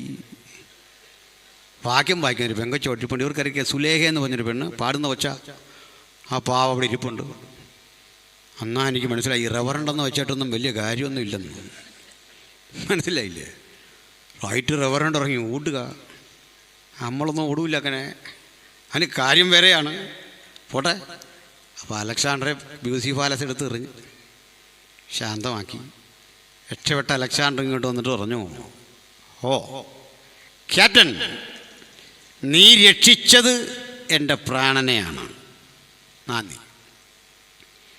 ഈ പ്രായമുള്ള റിട്ടയർഡാകാൻ കാത്തിരിക്കുന്ന ആ മനുഷ്യൻ പറഞ്ഞു, പ്രഭു, ഞാൻ ക്യാപ്റ്റനല്ല, ഒരു സാധാരണ പടയാളി. പ്രായവും പരിചയമൊക്കെ വെച്ച് നോക്കിയാൽ എനിക്കൊരിക്കലും ക്യാപ്റ്റനാകാൻ പറ്റില്ല. വിദ്യാഭ്യാസമില്ല. എല്ലാം കൊണ്ട് ഏതാണ്ട് റിട്ടയറാകാൻ അടുത്ത് കാത്തിരിക്കുന്ന ഞാൻ ക്യാപ്റ്റനല്ല. അലക്സാണ്ടർ പറഞ്ഞു, നോ, നീയാണ് ക്യാപ്റ്റൻ. പിന്നെ അതെങ്ങനെ വിഷമിച്ച് നിൽക്കുക. അലക്സാണ്ടർ പറയടാ, നീയാണ് ക്യാപ്റ്റൻ. അവസാനം മന്ത്രി പറഞ്ഞു കൊടുത്തു. രാജാവ് പറഞ്ഞതിൻ്റെ അർത്ഥം പിടികിട്ടിയോ? ഇല്ല. എടാ, നിന്നെ ക്യാപ്റ്റനാക്കാനും ആക്കാതിരിക്കാനും നിയമമുണ്ടാക്കുന്ന നാവാ പറഞ്ഞത് നീ ക്യാപ്റ്റനാണ്. അവൻ പറഞ്ഞാൽ പിന്നെ നിന്നെ ക്യാപ്റ്റനല്ലാതാക്കാൻ ഒരുത്തനും കഴിയുകയില്ല. ഇങ്ങനാ ഞാൻ വിശുദ്ധനായത്. നിങ്ങൾ വിശുദ്ധനായ വഴി മനസ്സിലായോ? അധികാരമുള്ളവൻ ഒരു ദിവസം പറഞ്ഞു, കൊരിന്തിലെ വിശുദ്ധന്മാരെ, എഫെസോസിലെ വിശുദ്ധന്മാരെ, അവൻ്റെ രക്തത്താൽ വീണ്ടെടുക്കപ്പെട്ടവരെ, ഈ ഒരൊറ്റ വിളിയോടെ നമ്മളും വിശുദ്ധരായി. ജീവിതത്തിൽ ചെയ്തു വച്ച വിശുദ്ധി കൊണ്ടല്ല, നിയമം തന്നവൻ, നിയമത്തിൻ്റെ ദാതാവ്, തെറ്റും ശരിയും നിർവചിച്ചവൻ ആ നാവ് കൊണ്ട് നമ്മെ വിശുദ്ധരാക്കിയിട്ട് നീതീകരിച്ചിട്ട് നമുക്ക് ചാർത്തിത്തന്ന പട്ടമാണ് വിശുദ്ധൻ. അതുകൊണ്ടാണ് വെളിപ്പാട് ദിവസം പറയുന്നത് വിശുദ്ധൻ ഇനിയും തന്നെ വിശുദ്ധീകരിക്കട്ടെ. അതിൽ പ്രോഗ്രസീവായി അഭിവൃദ്ധിപ്പെട്ടുകൊണ്ടിരിക്കണം. ഇതാണ് ഈ പറഞ്ഞു വെച്ചതിൻ്റെ മാനദണ്ഡം. മനസ്സിലായോ? അപ്പോൾ പൗലോസ്ലീഹയിലേക്ക് നമുക്ക് വരണം. പൗലോസ്ലീഹ എന്ന മനുഷ്യൻ നമ്മുടെ കർത്താവിനെ കണ്ടതും അറിഞ്ഞതുമായ സംഭവങ്ങൾ നിങ്ങൾക്കറിയാം. അദ്ദേഹം യേശുവിനെ സ്വീകരിച്ചത് താത്വികമായ ഏതെങ്കിലും ചർച്ചകളിൽ സംവാദങ്ങളിൽ പോയൊന്നും പങ്കെടുത്തല്ല. അദ്ദേഹം യേശുവിനെ സ്വീകരിക്കാൻ ഇടയായൊരു സന്ദർഭം ഞാനൊന്ന് ബോധ്യപ്പെടുത്താം. നിങ്ങൾക്കറിയാം. അതിൻ്റെ ഒരു പശ്ചാത്തലം കൂടി ചരിത്രപരമായി പറയേണ്ടതുണ്ട്. ഇദ്ദേഹം ഒരു മതതീവ്രവാദിയായ മനുഷ്യനായിരുന്നു. മതവിശ്വാസിയും മതതീവ്രവാദിയും തമ്മിൽ ഉള്ള വ്യത്യാസം അറിയോ? മതവിശ്വാസി എന്ന് പറഞ്ഞാൽ അദ്ദേഹത്തിൻ്റെ മതം ശരിയാണ് എന്ന് വിശ്വസിക്കുന്നു. മറ്റുള്ളവരൊക്കെ അത് വിശ്വസിച്ചാൽ കൊള്ളാം, വിശ്വസിച്ചില്ലെങ്കിലും പുള്ളിക്ക് പ്രശ്നമൊന്നുമില്ല. തീവ്രവാദി അങ്ങനല്ല. അവൻ വിശ്വസിക്കുന്നത് താൻ സേവിക്കുന്ന ദൈവത്തിന് ഏറ്റവും ഇഷ്ടം അന്യമതത്തിൽപ്പെട്ടവൻ്റെ ചോരയാണ്. അവൻ എന്തും ചെയ്യാൻ അവൻ മടിയില്ല. പറയുന്നത് സമാധാനത്തെ പറ്റിയാകും, കൊന്നുകൊണ്ടാണ് പറയുന്ന സമാധാനം. ഈ പ്രസംഗിക്കുമ്പോഴും പാടുമ്പോഴും ചർച്ച ചെയ്യുമ്പോഴൊക്കെ പറയും ദൈവം മനസ്സല്യമുള്ളവനാണ്, സ്നേഹമുള്ളവനാണ്. പക്ഷേ ഇടയ്ക്കിടയ്ക്ക് ഓരോ പേർക്ക് ഇതാണ് തീവ്രവാദി. ചില ആൾ പറയും ദൈവം കരുണാമയനാണ്, കരുണാനിധിയാണ്, ജയലളിതയാണെന്നൊക്കെ പറയും. കരുണാനിധിയും അല്ല, ജയലളിതയല്ല, മാരനും അല്ല, സ്റ്റാലിനും അല്ല എന്ന് കാര്യത്തോടെടുക്കുമ്പോൾ മനസ്സിലാവും. ഈ ടൈപ്പ് അടിക്കുന്ന കക്ഷികളുണ്ട്. ഇതൊക്കെ ഡീറ്റെയിൽ അറിയാൻ ഞങ്ങളുടെ ചർച്ചകളൊക്കെ യൂട്യൂബിൽ കിടപ്പുണ്ട്, കണ്ടാൽ മതി കക്ഷികളെ. അങ്ങനെ വാക്കിനാലൊന്നും പെട്ടെന്ന് നിങ്ങൾക്ക് എന്നെ കുരുക്കാൻ പറ്റിയില്ല. അതുകൊണ്ടായി പറയേണ്ടത് പറയുകയും ചെയ്യണം. ചിലയിടത്തേ ചെല്ലാവുള്ളൂ, അതാണ് എൻ്റെ കാര്യം. അങ്ങനെ അളന്ന് തൂക്കിക്കുറിച്ച് നമുക്ക് പൊതുവേദികളിൽ സംസാരിക്കാൻ അനുവാദമുള്ളൂ. ശ്രദ്ധിച്ച് കേൾക്കണം. അപ്പോഴേ പൗലോസ് ഒരു മതതീവ്രവാദി. അദ്ദേഹത്തിൻ്റെ മതത്തിന് വേണ്ടി എരിവോടെ കൊന്നുമുടിപ്പിക്കാൻ പോകുകയാണ്. കൊന്നുമുടിപ്പിക്കാൻ പോകും വഴിക്ക് ഒരു മനുഷ്യൻ്റെ പ്രസംഗം അവിചാരിതമായി കേട്ടു. അത് വേറെ ആരുമല്ല, സ്റ്റെഫാനോസ്. ഈ സ്റ്റെഫാനോസ് എന്ന മനുഷ്യന് പൗലോസിനെപ്പോലൊരു പൂർവ്വചരിത്രമില്ല. അദ്ദേഹം ഭക്ഷണപാനീയങ്ങളൊക്കെ ഉണ്ടാക്കുന്ന ഒരു സേവനത്തിൽ സഭയുടെ ശുശ്രൂഷകനായി നിയമിക്കപ്പെട്ട ആത്മനിറവും പരിജ്ഞാനവുമുള്ള 7 പേരിൽ ഒരാളായി തിരുസഭയെ സേവനം ചെയ്യുന്ന ഒരു കർത്തൃദാസനാണ്. കിച്ചണിൽ പണിയെടുക്കുകയാണ്. അവിടേക്ക് കൊണ്ടുവരുന്ന പല വ്യഞ്ജനങ്ങൾ ശേഖരിക്കുകയാണ്. അതിൻ്റെ അളവും കണക്കുമൊക്കെ എഴുതുകയാണ്. വിവേചനം കൂടാതെ എല്ലാ ആളുകളിലേക്കും അത് എത്തിച്ചു കൊടുക്കുകയാണ്. ആ വലിയ സേവനം ചെയ്യുന്ന ഒരുവന് കൊടുക്കാൻ കിട്ടുന്ന പരമാവധി പ്രമോഷൻ എന്താ? അദ്ദേഹത്തിന് ആ തസ്തികയിൽ നിന്ന് ഉയർന്നൊരു തസ്തികയിൽ ഒരു കാര്യവിചാരകനാക്കാനേ പറ്റൂ. പക്ഷെ ദൈവം സ്റ്റെഫാനോസിൻ്റെ ആത്മനിറവിനെ, ആ കൃപയെ ജ്വലിപ്പിക്കാൻ ഒരിക്കലായി ഒരു പൊതുസ്ഥലത്ത് കൊണ്ടുവന്നു. ആ സ്ഥലം ഇന്നും വിശ്വാസികൾ ആദരവോടെ ജെറുസലേമിൽ സൂക്ഷിച്ചിട്ടുണ്ട്. സെൻറ്റ് സ്റ്റീവൻസ് ഗേറ്റ് എന്ന പേരിൽ. ആ ഗേറ്റിൻ്റെ അരികിൽ ഏറുകൊണ്ട് നിലംപരിയാകുന്ന ആ കർത്തൃദാസന്റെ സ്മരണ നിലനിർത്താൻ അവിടെ നിന്നും സന്ദർശകർ പാട്ടുപാടാറുണ്ട്. അദ്ദേഹത്തിൻ്റെ ധീരോചിതമായ ആ പ്രഭാഷണത്തെ അനുസ്മരിച്ചുകൊണ്ട് അവിടെ ശുശ്രൂഷകൾ നിർവഹിക്കാറുണ്ട്, പ്രസംഗിക്കാറുണ്ട്. അദ്ദേഹം അവിടെ വെച്ച് വിചാരണ ചെയ്യപ്പെടുകയാണ്. മഹാപുരോഹിതനുണ്ട്, നൂറുകണക്കിന് ആളുകൾ കാണാനുണ്ട്. സന്നിധിയിൽ എന്ന കൗൺസിൽ അവരുടെ നിയമനിർമ്മാണ കൗൺസിലാണ്. അത് അവിചാരിതമായി സമ്മേളിച്ചിട്ടുണ്ട്. അവിചാരിതമായി സമ്മേളിച്ച ആ കൗൺസിലിനൊരു നിയമമുണ്ട്. നമ്മൾ സന്നിധിയിൽ എന്ന് പറയുന്ന കോടതിയാണ്. ഈ കോടതിയുടെ നിയമം പലയിടങ്ങളിൽ ഞാൻ പ്രസംഗിച്ചിട്ടുണ്ട്. ഒരിക്കൽ കൂടി കേട്ടിട്ടില്ലാത്തവർക്ക് വേണ്ടി വളരെ ലളിതമായിട്ടൊന്ന് ആവർത്തിക്കാം. സന്നിധിയിൽ എന്ന് പറയുന്ന കോടതിയിൽ 70 അംഗങ്ങളാകെയുണ്ട്. 70 അംഗങ്ങളും എപ്പോഴും വന്നുകൊള്ളണമെന്നില്ല. ആ 70 അംഗങ്ങൾ ഇല്ലാതിരിക്കുന്ന ഘട്ടത്തിൽ എത്ര പേരുണ്ട്, ആ ആളുകൾ 2ആയി തിരിയണം. മഹാപുരോഹിതൻ നടുക്ക് നിൽക്കുകയോ ഇരിക്കുകയോ ചെയ്യണം. ബാക്കി ആളുകൾ 2 ഭാഗത്തേക്ക് തിരിയണം. 70 അംഗങ്ങളും വന്നാൽ അത് ഫുൾ കോർട്ടാണ്. അവർ 35 വീതം 2ഇടത്തേക്കും തിരിയണം. മഹാപുരോഹിതൻ ആരോപണബാധിതനായ ആ കുറ്റവാളിയെ കൊണ്ട് നടുവിൽ നിർത്തണം. മഹാപുരോഹിതൻ ആ കുറ്റപത്രം വായിച്ച ശേഷം കുറ്റം നിഷേധിക്കുന്നുവോ എന്ന് ചോദിക്കണം. നിഷേധിക്കുന്നു എന്ന് പറഞ്ഞാൽ മഹാപുരോഹിതൻ ആദ്യം തൻ്റെ ഇടത്തിരിക്കുന്നവരെ നോക്കണം. ഇടത്തിരിക്കുന്നവർ ആ സമയത്ത് അവൻ്റെ കുറ്റപത്രം നന്നായി പഠിച്ചിട്ട് ഒരുവൻ എഴുന്നേറ്റ് നിന്നിട്ട് പറയും, പ്രഭോ, കേട്ടിടത്തോളം, മനസ്സിലാക്കിയിടത്തോളം, സാക്ഷിമൊഴികൾ ഗ്രഹിച്ചയിടത്തോളം ഇവൻ കുറ്റവാളിയാണ്. ഇത്തരം കുറ്റവാളികൾ നമ്മുടെ സമൂഹത്തിന് ആപത്താണ്. അവനെ കല്ലെറിഞ്ഞു കൊല്ലാൻ മോശയുടെ ന്യായപ്രമാണം വിധിക്കുന്നു. അതുകൊണ്ട് കല്ലെറിയണം. മഹാപുരോഹിതൻ വലത്തോട്ട് നോക്കും. വലത്തോട്ട് നോക്കുമ്പോൾ അവിടെ ഒരാളെങ്കിലും എഴുന്നേറ്റിട്ട് പറയും, പ്രഭു, ഈ തെളിവൊക്കെ കേട്ടു, പക്ഷെ അത് ദുർബലമല്ലേ? ഇത് കല്ലെറിഞ്ഞുള്ള കൊലയല്ലേ? ഒരു മനുഷ്യൻ്റെ പ്രാണൻ വെച്ചുള്ള കളിയല്ലേ? ഇത് തെറ്റായ തെളിവുകളാണെങ്കിൽ നാം ദൈവത്തോട് കണക്ക് ബോധിപ്പിക്കേണ്ടി വരില്ലേ? അതുകൊണ്ട് നമുക്കൊരു കാര്യം ചെയ്യാം. മുട്ടിലിടയുന്ന അവൻ്റെ കുഞ്ഞുങ്ങളെ ഓർത്ത്, പ്രായാധിക്യം കൊണ്ട് കണ്ണുമങ്ങിയ അപ്പനെയും അമ്മയും ഓർത്ത്, വിധവയാകാൻ പോകുന്ന അവൻ്റെ ഭാര്യ ഓർത്ത് അവന് ഒരു ഇളവ് കൊടുക്കണം. അവൻ സങ്കേത നഗരത്തിലേക്ക് ഓടിപ്പോയി അവിടെ പാർക്കട്ടെ. കുറ്റം തെളിയുന്നത് വരെ അവിടെ പാർക്കട്ടെ. ഈ തെളിവൊന്നും പോരാ. വീണ്ടും ഇടത്തേക്ക് നോക്കും. ആളുകൾ ക്ഷുഭിതരായി എഴുന്നേറ്റ് നിന്നുകൊണ്ട് വാദപ്രതിവാദങ്ങൾ ഉരുത്തിരിയും. നിയമത്തെ നിയമം കൊണ്ട് കൊല്ലുന്ന കോടതി മുറിയുടെ അന്തരീക്ഷം സംജാതമാകും. ആരവാരങ്ങൾ ശക്തിപ്പെടുമ്പോൾ കൂടുതൽ വ്യക്തതയുള്ള തെളിവുകളുമായി ആര് രംഗത്ത് വരും, അതനുസരിച്ചിരിക്കും ഇവൻ്റെ ഭാവി. അപ്പം അവൻ നോക്കുന്ന അങ്ങോട്ടെന്നറിയോ? വലത്തോട്ട് നോക്കും. രക്ഷിക്കാൻ ആരെങ്കിലും ഉണ്ടോ? സഹായിക്കാൻ ആരെങ്കിലും ഉണ്ടോ? കുറേ കഴിയുമ്പോൾ ഈ വലഭാഗത്തെ ആരവാരം കെട്ടടങ്ങും തോറും ജീവിതത്തെക്കുറിച്ചുള്ള അവൻ്റെ പ്രതീക്ഷകൾ അറ്റുപോകും. കല്ലെറിയാൻ കാത്തു നിൽക്കുന്ന ആളുകളുണ്ട്. അവർ കയ്യിൽ കല്ലും പിടിച്ചു നിൽക്കുക. അടുത്ത ഏറ് തുടങ്ങാൻ പോയ ആദ്യത്തെ ഏറ് മഹാപുരോഹിതൻ തുടങ്ങി വെക്കും. ബാക്കി എറിഞ്ഞിട്ട് ഒരു പടുകുത്തൻ കൽക്കൂന ഉണ്ടാക്കി വെക്കണം. ഈ കൽക്കൂനക്കുള്ളിൽ നിന്ന് ശവശരീരം മറവ് ചെയ്യാൻ ആളുകൾക്ക് വരാം. ഇതാണ് നിയമം. ആ കൽക്കൂന എന്നാലും അവിടെ മാറ്റിയിട്ടേക്കണം, കളയാൻ പാടില്ല. വരും തലമുറ ചോദിക്കണം, എന്താ ഈ തിരുവോരത്തൊരു കൽക്കൂന?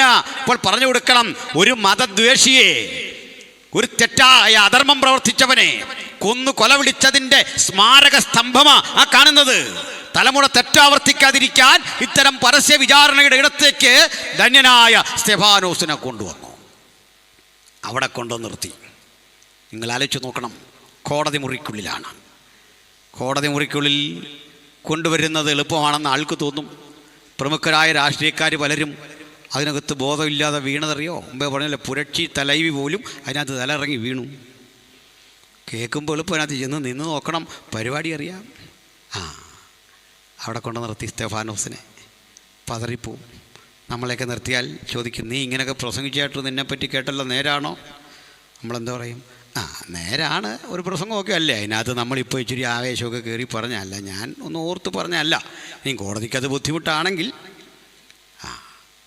അങ്ങനെ യേശുവിൻ്റെ അനുഗാമികൾ തല കുനിക്കുന്നവരല്ല. അരിമനാഥനായ യേശുവും തല കുനിച്ച ചരിത്രമില്ല. അവനാ നമ്മുടെ ആരാധ്യൻ. അല്ല, പൗലോസ് ദൈവമാക്കിയതല്ല, ആ വഴിക്കാണ് വരുന്നത്. ശ്രദ്ധിച്ച് പറയാം. ഇതിനു മുമ്പ് നമ്മുടെ കർത്താവിനെ കൊണ്ട് ഇതുപോലെ നിർത്തിയ ആദ്യത്തെ രക്തസാക്ഷിയായ സ്തെഫാനോസിനെ രണ്ടാം കൊണ്ട് നിർത്തുക. ചരിത്രത്തിൽ യേശുവിനെ കൊണ്ട് നിർത്തി. അതിനുമ്പ് യേശുവിനോട് കാണിച്ച ഹീനകൃത്യങ്ങൾ നിങ്ങൾക്കറിയാമല്ലോ. യേശുവിനെ അടിച്ചു, ചാട്ടവാറിനാൽ അടിച്ചു പീഡിപ്പിച്ചു, തലയിൽ മുൾക്കിരീടം വെച്ചു, അപഹസിക്കാൻ വേണ്ടിയിട്ട് യേശുവിൻ്റെ കയ്യിൽ ചെങ്കോലും നിലയങ്കിയൊക്കെ ധരിപ്പിച്ചു, അടിച്ച്. അങ്ങനെ രണ്ടടി കഴിയുമ്പോഴേ മാനസികമായിട്ട് തകരൂലേ? ഒരു ജനാവലിയുടെ മുഴുവൻ നേതാവാ, ജനങ്ങൾ ബഹുമാനിക്കുന്ന ആദരവുള്ള ഗുരുവാ, പൊതുസമക്ഷമിട്ട് അടിച്ചുപദ്രവിച്ചു വലിച്ചിരച്ചു കൊണ്ടുവരിക. ഭീകരമല്ലേ ആ രംഗം? എത്ര കിരാതമാണ് ആ രംഗം! ഞാൻ ചിലപ്പോഴൊക്കെ FIR-ൽ വൈകിട്ട് മനോരമയും ഏഷ്യാനെറ്റും കാണിക്കുന്ന വാർത്തയിൽ അധ്യാപകരെ വൈകിട്ട് അറസ്റ്റ് ചെയ്തുകൊണ്ടുവന്ന് പോലീസിനെ കാണും. സാറിൻ്റെ കുറ്റം എന്താ? കുഞ്ഞിനിട്ട് അടിച്ച വഴിക്ക് അവൻ്റെ കൈ പൊട്ടി. നമ്മളൊക്കെ എന്തടി കൊണ്ട് വളർന്നവരാലോചിച്ച്. അന്നൊക്കെ FIR ഇല്ലാഞ്ഞത് സാറിൻ്റെ ഭാഗ്യം. പക്ഷേ ഈ അടിയും കൊണ്ടിട്ട് വീട്ടിൽ വന്ന് കാർന്നവരെടുത്ത് പറഞ്ഞാൽ അതിന് വേറെ അടി നമുക്ക് ഇല്ലേ? അന്നും ആരും കേസിന് പോവില്ല. മാഷിനോടുള്ള ബഹുമാനം അതാണ്. പക്ഷേ സാറ് കുഞ്ഞിനെ അടിച്ചത് ക്രൂരമാകാൻ പാടില്ലെങ്കിലും ആ മാഷിനെ മനോരമ പത്രത്തിൻ്റെ ഫ്രണ്ട് വിലങ്ങും വെച്ച് പോകുന്ന കാണുന്ന ഒരു വിഷമം. അങ്ങനെയല്ല അതൊന്നും ശിക്ഷിക്കേണ്ടത്. കാലഹരണപ്പെട്ട പ്രാകൃത നിയമങ്ങളതൊക്കെ. കുട്ടിയെ തല്ലിയതിന് ശിക്ഷ കൊടുക്കാന്നേ. അയാളെ ഇത്തിരി ആക്ഷേപിക്കണോ? ഒന്നും വേണ്ട. നമ്മുടെ നാട്ടിൽ നിയമത്തിൻ്റെ ചില പ്രശ്നങ്ങളായത് നമ്മൾ കണ്ടു. ഒരുത്തൻ മസ്കറ്റ് ഹോട്ടലിൽ നിന്ന് വെള്ളമടിച്ച് രാത്രി കാറും പാഞ്ഞു എന്ന് ഒരു മാധ്യമപ്രവർത്തനം ഇടിച്ച് നിലത്തിട്ടു. അവൻ്റെ കാമുകയും കൂടെ അറസ്റ്റ് ചെയ്തു. രണ്ടുപേരെയും കൂടെ അറസ്റ്റ് ചെയ്തിട്ട് പിറ്റേന്ന് പത്രത്തിൽ വന്ന വാർത്ത, പെൺ സുഹൃത്ത്. സാധാരണക്കാരൻ്റെ കൂടെ ഒരു സ്ത്രീയെ കണ്ട എന്താ പേര് പറയുന്നത്? അവള് മഹാ തല്ലിപ്പുളി, അവള് മഹാ അഭിസാരിക. 100 പേരാണെങ്കിൽ ഇയാളുടെ കൂടെ വന്ന പെണ്ണിന് പേരിട്ടിരിക്കുന്നു പെൺ സുഹൃത്ത്. മനസ്സിലായില്ലേ? അവസാനം പിടിച്ച് വെള്ളമടിച്ചവനെ പരിശോധിച്ചിട്ട് പറയുക ഓർമ്മക്കുറവാണെന്ന് പുള്ളിക്ക്. ആ പുള്ളിയാ കളക്ടർ. ആലോചിച്ച് നോക്കി, ഒരു ജില്ല ഭരിക്കുക ഓർമ്മക്കുറവുള്ളവൻ. മനസ്സിലാക്കിക്കോണം. ഇതാ നമ്മുടെ നാട്ടിലൊക്കെ നിയമം ഇല്ലാഞ്ഞിട്ടല്ല.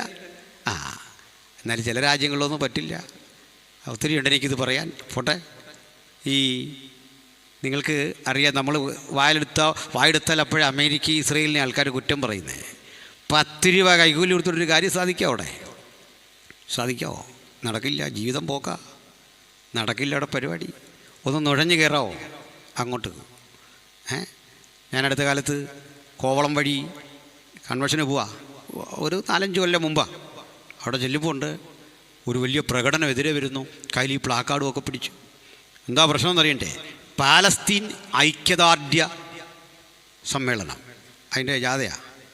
അപ്പോൾ ഞാനവിടെ വണ്ടി തിരക്ക് കാരണം വണ്ടി സൈഡിൽ ഒതുക്കിയിട്ടിട്ട് ഭക്ഷണം കഴിക്കാനും അങ്ങ് നിർത്തി, ചായ കുടിക്കാമെന്ന് ഓർത്തു. അപ്പോൾ ഇവരും അവിടെ നിർത്തിയിട്ട് യോഗം തുടങ്ങും അവരുടെ. അപ്പോൾ ഞാനിവരോട് കുറേ പുസ്തകങ്ങളും ലഘുലേഖകളും ഒക്കെ വാങ്ങിച്ചു. അപ്പോൾ ഞാൻ ഇവരിന്ന് പരിചയപ്പെട്ടതിൻ്റെ ഭാഗമായിട്ട് ചോദിച്ചു, ഇതെന്താ പരിപാടി? സാറേ അറിഞ്ഞില്ലേ? ഫലസ്തീനിൽ നൂറുകണക്കിന് കുഞ്ഞുങ്ങൾ വധിക്കപ്പെടുന്നു, പിഞ്ചോമനകൾ വധിക്കപ്പെടുന്നു, സ്ത്രീകളുടെ ആർത്തനാദം. ഇതെല്ലാം കേട്ട് ഞാൻ അതിന് പ്രശ്നം പറ, അതിനെതിരെ ഞങ്ങൾ ഒരു പ്രകടനം നയിക്കുകയെന്ന്. ഞാൻ പറഞ്ഞു പൂർണ്ണ പിന്തുണ. എൻ്റെ സമയമില്ലല്ലേ, ഞാനും നിങ്ങളുടെ കൂടെ കൂടിയെന്നെ. എനിക്ക് ഇത്തരം സമരങ്ങൾ വലിയ ഇഷ്ടമാണ്. കാരണം പ്രശ്നം നടക്കുന്നത് പാലസ്തീനിൽ, പ്രകടനം നടക്കുന്നത് കോവളത്ത്. കൊള്ളാം, തിരക്കേടില്ലാത്തൊരു കാര്യമാണ്. അവർക്കും ശല്യമില്ല, നമുക്കും ശല്യമില്ല, ആർക്കും ഒരു വിഷയമില്ല. എൻ്റെ എല്ലാ പിന്തുണയും ഈ പരിപാടിക്കുണ്ടെന്ന് പറഞ്ഞു. അങ്ങോട്ട് ചെല്ലണം ഈ പ്രകടനമായിട്ട്. പോസ്റ്റ്മോർട്ടം ചെയ്യാൻ ബാക്കി കാണുകയല്ല, ബാക്കിയില്ല. എന്താ നീ ധരിച്ചു വെച്ചിരിക്കുന്നത്? ബാക്കിയില്ല, ആവിയായിട്ട് പോകുന്നു. പരിശോധിക്കാനേ ഇൻക്വസ്റ്റ് തയ്യാറാക്കാൻ പോലും ബാക്കി കാണുകയല്ല. കത്തിക്കും, ആവി കത്തിക്കുകയല്ല, ആവിയായിട്ട് പോകുന്ന സാധനം. നമ്മളെ വിഷയമില്ലാത്തതുകൊണ്ട് ഞാൻ കിടക്കണില്ല അങ്ങോട്ടൊന്നും. അപ്പോഴേ പറഞ്ഞു വെച്ചത് ഇതൊക്കെയാണ് നമ്മുടെ നാടിൻ്റെ പ്രശ്നങ്ങൾ. ഏതായാലും ഈ രണ്ടായിട്ട് ആളുകളെ തിരിച്ചു, അങ്ങനെ വേണം. പക്ഷെ സ്തെഫാനോസ് അങ്ങോട്ട് നിന്നു. യേശുവിനെ പണ്ട് നിർത്തിയ ആ കോടതി റിപ്പീറ്റ് ചെയ്യുക. യേശുവിനെ കൊണ്ട് അടിച്ച് ഭീകരമായ വിധത്തിൽ ആക്ഷേപിച്ച് അങ്ങോട്ട് നിർത്തി. പീലാത്തോസിനൊരാഗ്രഹമുണ്ട്, രക്ഷപ്പെട്ടുവാണെങ്കിൽ പോട്ടെ, പാവം. ആക്ച്വലി ഈ പീലാത്തോസ് നല്ല മദ്യപാനിയാണെന്നാണ് ചരിത്രം. പുള്ളി ക്രൂശിക്കാൻ ഉത്തരവിട്ടുന്നതിന് മുമ്പൊന്ന് കുടിച്ചു, അതിനുശേഷം വീണ്ടും കുടിക്കാൻ പോകാൻ തുടങ്ങുകയാണ്. റെഡി ആയിക്കോളാൻ പറഞ്ഞാൽ വന്നിരിക്കുന്നത്. അതൊക്കെ യേശുവിനെ ഇങ്ങനെ നോക്കിയിട്ട് പറഞ്ഞു, എന്താ ഈ പ്രശ്നം എന്താ? ആളുകൾ പറഞ്ഞത് ഇവനാൾ ശരിയല്ല. അല്ല, അത് മനസ്സിലായി, പ്രശ്നം പറ. യേശുവിൻ്റെ പേരിലൊരു കുറ്റം പറയാനില്ലാതെ വരുമ്പോൾ ഒരുത്തൻ പറഞ്ഞു, ഇവൻ ഞങ്ങളുടെ ദേവാലയം പൊളിച്ചിട്ട് 3 നാൾ കൊണ്ട് പണിവെന്ന് പറഞ്ഞു. സാറേ, അങ്ങനെ പറയാമോ? പീലാത്തോസ് പറഞ്ഞു കാണും, അതവൻ പൊളിച്ച് പണിത് തരാമെന്ന് പറഞ്ഞല്ലോ, നിങ്ങളാദ്യം പൊളിച്ചിട്. എൻ്റെ ഒരു സങ്കല്പമാണ്, മത്തായി ഒന്നും എഴുതിയിട്ടില്ല. നിങ്ങളൊന്ന് പൊളിച്ചിട്, പിന്നെ നമുക്ക് അപ്പോഴേ അവനങ്ങ് പിരിഞ്ഞു പോക്കോളൂ. അത് കഴിഞ്ഞ് രണ്ടാമതൊരുത്തം പറഞ്ഞു, ഇവൻ കൈസർക്ക് നികുതി കൊടുക്കരുത് എന്ന് പറഞ്ഞു എന്ന് പറയാൻ തുടങ്ങിയ വക്കീൽ പറയില്ല, അവിടെ നിൽക്കുക, അവത്തൊന്നും കാണിക്കില്ല, അവിടെ നിൽക്കുക. എന്താ ഇത്? എടാ, അവൻ കഴിഞ്ഞാഴ്ച നികുതി അടച്ചു, പത്രോസിനും അവനും വേണ്ടി ചതുർദ്രഹ്മ പണം രസീതിരിപ്പുണ്ട്, എടുത്തുകൊണ്ട് വരും, കോട്ടലക്ഷ്യ, പ്രശ്നം മാറും. അവിടെ വെക്കാൻ മാറ്റ്. അത് കേൾക്കുന്നില്ല. സാനം ആരോ പറഞ്ഞു കൊടുത്തു, ഈ പുള്ളി പ്രസംഗിച്ചു, ഞാൻ രാജാവാണ്. അത് ചില്ലറ കളിയല്ല, അത് വിഷയമാണ്. എന്നാന്ന് ചോദിക്കാം, നീ രാജാവാണോ? ചോദ്യം. 40 ചാട്ടയടി കൊണ്ട് തീർത്ത പാടുകളിൽ നിന്ന് രക്തമൊഴുകി തലമേൽ മുൾക്കിരീടം വെച്ച് അവകാശനാക്കി നിർത്തിയ മനുഷ്യനോട് ചോദിക്കുക, നീ രാജാവാണോ? രക്ഷപ്പെടാനുള്ള വഴിയാ പറഞ്ഞ്. അല്ലെന്നൊരു വാക്ക് പറഞ്ഞാൽ ഇപ്പോൾ രക്ഷയാ. പക്ഷെ അല്ലെന്നൊരു വാക്ക് അവൻ പറഞ്ഞാൽ ഇന്ന് ഈ കൺവെൻഷൻ ഇവിടെ ഇല്ല, നമ്മളാരും ഇവിടെ ഇല്ല. ചരിത്രത്തിൽ ക്രിസ്ത്യാനിറ്റി ഇല്ല.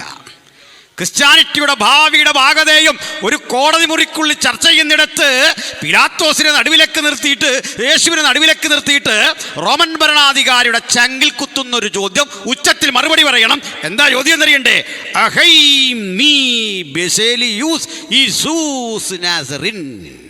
എന്താ മനസ്സിലായി? അയാൾ ചോദിച്ച ഭാഷയിൽ ഞാൻ പറഞ്ഞതേ ഉള്ളൂ.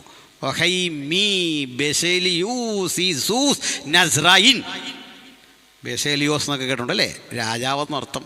നീ രാജാവ് തന്നെയോ? അവിടെ നമ്മളാണ് എന്ത് പറയണേ, ഒരു സ്ട്രാറ്റജി പ്രയോഗിക്കും. അത് അച്ഛാ, ഞാൻ ഈ രാജാവാണെന്നൊക്കെ ഞാൻ പറഞ്ഞിട്ടുണ്ട്, പക്ഷേ അച്ഛൻ ഉദ്ദേശമല്ല. രാജാവെന്നൊക്കെ പറഞ്ഞാൽ എത്രയോ അർത്ഥമുണ്ട് അച്ഛാ. മൂലഭാഷയെ രാജാവെന്ന് പറഞ്ഞാൽ എത്രയോ കാര്യങ്ങൾ അതിനുണ്ട്. ഞാൻ പറയാം, അച്ഛാ ശാന്തനായിട്ട് കേൾക്ക്. അച്ഛൻ തന്നെയാണ് രാജാവ്. ആ മുഖത്തെ സ്ത്രീ കണ്ടാൽ പറയുമല്ലോ, അച്ഛനെ പോലൊരു രാജാവില്ല. പീലാത്തോസ് പറയും, സന്തോഷമായിട്ട് പോക്കോ, നിനക്കിവിടെ ഒരു ആപത്തും വരില്ല. ഇനിയും വല്ലവനും കേസും കൊണ്ട് വന്നാൽ മേടിച്ച് കിട്ടുമെന്ന് പറഞ്ഞാലേ വിടും. ഇത്രയും നല്ലൊരു ചാൻസ് യേശുവിൻ്റെ മുമ്പിൽ കിട്ടി. യേശു പറഞ്ഞെങ്കിൽ കേൾക്കണോ? ഏയ് മീ പീലാത്തോസ്, ഞാനാകുന്നു പീലാത്തോസേ. എൻ്റെ അർത്ഥം എന്താണെന്നറിയോ? ആഴ്ചകൾക്കപ്പുറത്ത് 5 അപ്പവും 2 മീനും വിതരണം ചെയ്യുന്ന ഘട്ടത്തിൽ നാട്ടുകാരൻ ലോക്കൽ പിടിച്ച് രാജാവാക്കാൻ വന്നോ പറഞ്ഞു, ഈ കിരീടമൊക്കെ കൊണ്ടുപോകും, ഇതൊക്കെ കള, ചുമ്മാ എന്നെ ചുമ്മാ ഇങ്ങനൊന്നും പുകഴ്ത്തരുത്. കോടതി ആവണമെന്ന് ചോദിച്ചാൽ പറയുക, ഞാനാ രാജാവെന്ന്. അങ്ങനെ ലോക്കലാക്കാൻ വന്നപ്പോൾ വേണ്ടെന്ന് പറഞ്ഞവൻ കോടതിക്കകത്തുനിന്ന് ചങ്കുറപ്പോടെ വിളിച്ചു പറഞ്ഞു, ഞാൻ രാജാവാണ്. അതാണ് ക്രിസ്ത്യാനിത്വത്തിൻ്റെ വൈഭവം. കാര്യത്തൊടുക്കുമ്പോൾ അതിൻ്റെ ശക്തി ചൈതന്യങ്ങൾ വെളിപ്പെട്ടു വരുന്നത്. ക്രിസ്തുവിന് വേണ്ടി നിവരെ നിൽക്കാൻ കരുത്തുള്ളൊരു ജനാവലിയുടെ ആവിർഭാവം ഇന്ന് രാത്രിയോടെ ഉണ്ടാകട്ടെ. അതാണ് ഞങ്ങളുടെ പ്രതീക്ഷ. ആവേശം ഉൾക്കൊണ്ട സ്തെഫാനോസ് യേശുവിന് വേണ്ടി ഇറങ്ങിത്തിരിച്ചപ്പോൾ ആദ്യം കിട്ടിയ ജോലി കഞ്ഞിയും കറിയൊക്കെ വെക്കാനാ. മനസ്സിലായോ? കഞ്ഞിയും കറിയൊക്കെ വെക്കാൻ, ഭക്ഷണം ഉണ്ടാക്കാൻ. മടിച്ചോ? മടിച്ചില്ല. അതിനകത്തൊന്നും വിഷമം തോന്നിയില്ല, ഒരു പ്രയാസവും തോന്നിയില്ല. അന്തസ്സോടെ ആ ജോലി ഏറ്റെടുത്തപ്പോൾ തമ്പുരാൻ ഒരു ദിവസം കൊണ്ടുവന്ന് പൊതുവിൽ നിർത്തി. ഒത്തിരി ഒന്നും പുള്ളി പ്രസംഗിച്ചില്ല, രേഖാമൂലം ഒരൊറ്റ പ്രസംഗം. ഞങ്ങളൊക്കെ എത്ര ആയിരക്കണക്കിന് പ്രസംഗമാണ്, പക്ഷേ ഇങ്ങനെ ഒരൊറ്റ പ്രസംഗം. അങ്ങ് പഴയ നിയമത്തിൽ തുടങ്ങി പുതിയ നിയമത്തിൽ കയറി ക്രൂശീകരണം അങ്ങോട്ട് പറഞ്ഞിട്ട് വ്യക്തതയോട് ഇങ്ങോട്ട് വന്നിട്ട് പറയുക, നിങ്ങൾ ക്രൂശിച്ചു കൊന്ന യേശുവിനെ ദൈവം ഉയർപ്പിച്ചു എന്നതിന് ഞങ്ങൾ സാക്ഷികൾ. നിങ്ങൾ ക്രൂശിച്ചു കൊന്നു അവനെ, പിതാക്കന്മാരുടെ ദൈവം അവനെ ഉയർപ്പിച്ചു. അവൻ ആയിരങ്ങൾക്ക് പ്രത്യക്ഷനായി ഇന്നും ജീവിച്ചിരിക്കുന്നു. ഇതാ പ്രസംഗിച്ചേ. അവിടെ വലത്ത് ഭാഗത്തുനിന്ന് ആരെങ്കിലും രക്ഷിക്കാൻ വരുന്നോ എന്നൊന്നും പുരോഹിതൻ നോക്കിയില്ല. പുരോഹിതൻ പറഞ്ഞു, നീ ഒരാളിവിടെ മിണ്ടരുത്. എന്താ കാര്യം? സാക്ഷിമൊഴിയൊന്നും ഇനി എടുക്കുന്നില്ല, എറിഞ്ഞേക്കാൻ. അപ്പോൾ വലത്തുഭാഗത്തിരുന്നു കൊണ്ട് പ്രതിക്ക് വേണ്ടി സംസാരിക്കാൻ ഉണർന്ന നാവുകളെ കൂടി നിഷ്പ്രഭമാക്കി കളഞ്ഞു. ഈ നീതി കിട്ടാതെ പോയ 2 കോടതിയെ ഇസ്രയേലിലുള്ളൂ. ഒന്ന് യേശുവിന് വേണ്ടിയുള്ള കോടതി. വചനം പറയുക, വല്ലവനും സഹതാപം തോന്നുമോ എന്നു ഞാൻ നോക്കിക്കൊണ്ടിരുന്നു, ആരെയും കണ്ടില്ല താനും. 2ാമത്തെ കോടതി സ്തെഫാനോസിൻ്റെ കോടതിയാണ്. സ്തെഫാനോസിനെ കല്ലെറിഞ്ഞ് ഉന്മൂലനം ചെയ്ത് താഴെ വീണ് കിടക്കുമ്പോൾ, ഏറുകൊണ്ട് മുട്ടുകുത്തി താഴേക്ക് വീഴുമ്പോൾ സ്തെഫാനോസ് പറയുന്ന മനോഹരമായൊരു കാര്യമുണ്ട്. ഇതാ സ്വർഗം തുറന്നിരിക്കുന്നതും മനുഷ്യപുത്രൻ പിതാവിൻ്റെ മഹിമയുടെ വലത്തുഭാഗത്തിരിക്കുന്നതും ഞാൻ കാണുന്നു. എവിടെയാണ് ദൈവപുത്രൻ ഇരിക്കുന്നത്? പിതാവിൻ്റെ മഹിമയുടെ വലത്തുഭാഗത്ത്. ഈ വചനം വായിച്ചിട്ടുള്ളവരുണ്ടേ, ഓർത്തു നോക്കണം. ഈ ലോകത്തിൻ്റെ വലത്ത് ഭാഗത്ത് നിനക്ക് വേണ്ടി വാദിക്കാൻ ഒരാളെ കിട്ടാതെ പോയപ്പോൾ, വ്യവഹാരങ്ങളിലൊക്കെ തോറ്റുപോയപ്പോൾ, ലോക കോടതികളിലൊക്കെ പരാജയപ്പെട്ടപ്പോൾ, അനുകൂലമായ ഒരു ശബ്ദം പോലും കേൾക്കാതെ വന്നപ്പോൾ, ഇതാ പിതാവിൻ്റെ മഹിമയുടെ വലത്തുഭാഗത്ത് പുത്രനിരുന്ന് എനിക്ക് വേണ്ടി സംസാരിക്കുന്നു. ആ പുത്രനാ ഇന്ന് രാത്രി നമ്മുടെ മധ്യസ്ഥൻ. ദൈവം ഒരുവനല്ലോ, ദൈവത്തിന് മനുഷ്യർക്ക് മധ്യസ്ഥൻ ഒരുവൻ, അനേകർക്ക് വേണ്ടി മറിവിലയായി തന്നെത്താൻ ഏൽപ്പിച്ചു കൊടുത്ത മനുഷ്യനായ ക്രിസ്തുയേശു തന്നെ. ഹല്ലേലൂയ. അപ്പോഴേ ഈ കൊല പൗലോസിന് വലിയ ഇഷ്ടമായിരുന്നു. കൊന്നു പോകുന്ന വഴിക്ക് പൗലോസ് അടിയേറ്റ് താഴെ വീണു. അടിയേറ്റ് വീണവൻ്റെ ദയനീയമായ അവസ്ഥ, അതിൻ്റെ ഇടയ്ക്കൊരു ശബ്ദം കൂടെ കേട്ടു. ശൗലേ ശൗലേ, നീ എന്നെ ഉപദ്രവിക്കുന്നതെന്ത്? ഈ ശബ്ദം കേട്ടപ്പോൾ പൗലോസ് തിരിച്ചു ചോദിക്കുന്ന ഒരു ചോദ്യമുണ്ട്. ചീസ് എയ് കുറിയേ, നീ ആരാകുന്നു കർത്താവേ? ഈ ചോദ്യത്തിൻ്റെ ആന്തരിക അർത്ഥം ഒന്ന് പഠിക്കണം. പൗലോസിന് 2 പേരുണ്ട്. ഒന്ന് ശൗലെന്നാണ്, മറ്റൊന്ന് പൗലോസ് എന്നാണ്. ഒരാൾക്ക് 2 പേര് അന്നുണ്ട്. ഇന്നും അങ്ങനെയൊക്കെ നമുക്ക് പേരുണ്ടല്ലോ, 2ഉം 3ഉം പേരുകളൊക്കെ ഉണ്ട്. അപ്പോൾ ഈ 2 പേര് എന്തിനാണ് വരുന്നതെന്ന് ചോദിച്ചാൽ, റോമക്കാർക്ക് യഹൂദന്മാരുടെ പേര് നാവിൽ വഴങ്ങില്ല. നമ്മൾ ഈ ഭായിമാരുടെ പേര് ചോദിക്കുന്നതല്ല, നമുക്ക് വഴങ്ങില്ല. അപ്പോൾ എളുപ്പമുള്ളൊരു പേര് ഇവരവർക്ക് അങ്ങിടും, ആ നാട്ടിൽ താമസിക്കാൻ.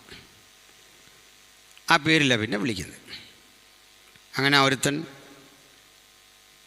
അലക്സാണ്ടർ എന്ന പേരുള്ളൊരുത്തൻ, മരുന്ന് മേടിക്കാൻ ആശുപത്രി ചെന്നു. പേര് പറഞ്ഞപ്പോൾ അവിടെ ഇരിക്കുന്ന ആൾ പറയുക, നിൻ്റെ പേര് ഞാൻ സാവു എന്ന് എഴുതും, വേണേ പോയി മരുന്ന് മേടിച്ചുകൊണ്ട് പോകാൻ. കാരണം എഴുതാനുള്ള സമയമില്ലെന്നാ, തിരക്കിനിടയ്ക്ക് ഇങ്ങനെ എഴുതി വരാൻ അയാൾക്ക് നേരമില്ല. പോയി മരുന്ന് മേടിച്ചോ, സാവു എന്ന് എഴുതുമെന്ന്. അവൻ 2 അക്ഷരമേ ഉള്ളൂ എന്ന് പറഞ്ഞാൽ പേര് മാറ്റുന്നൊരു പണിയുണ്ട്. ഒരാൾക്ക് 2 പേര്. പലപ്പോഴും റോമക്കാരിടുന്ന ഈ പേര് ഇവരൊരു ദേവൻ്റെ പേരായിരിക്കും റോമിലെ.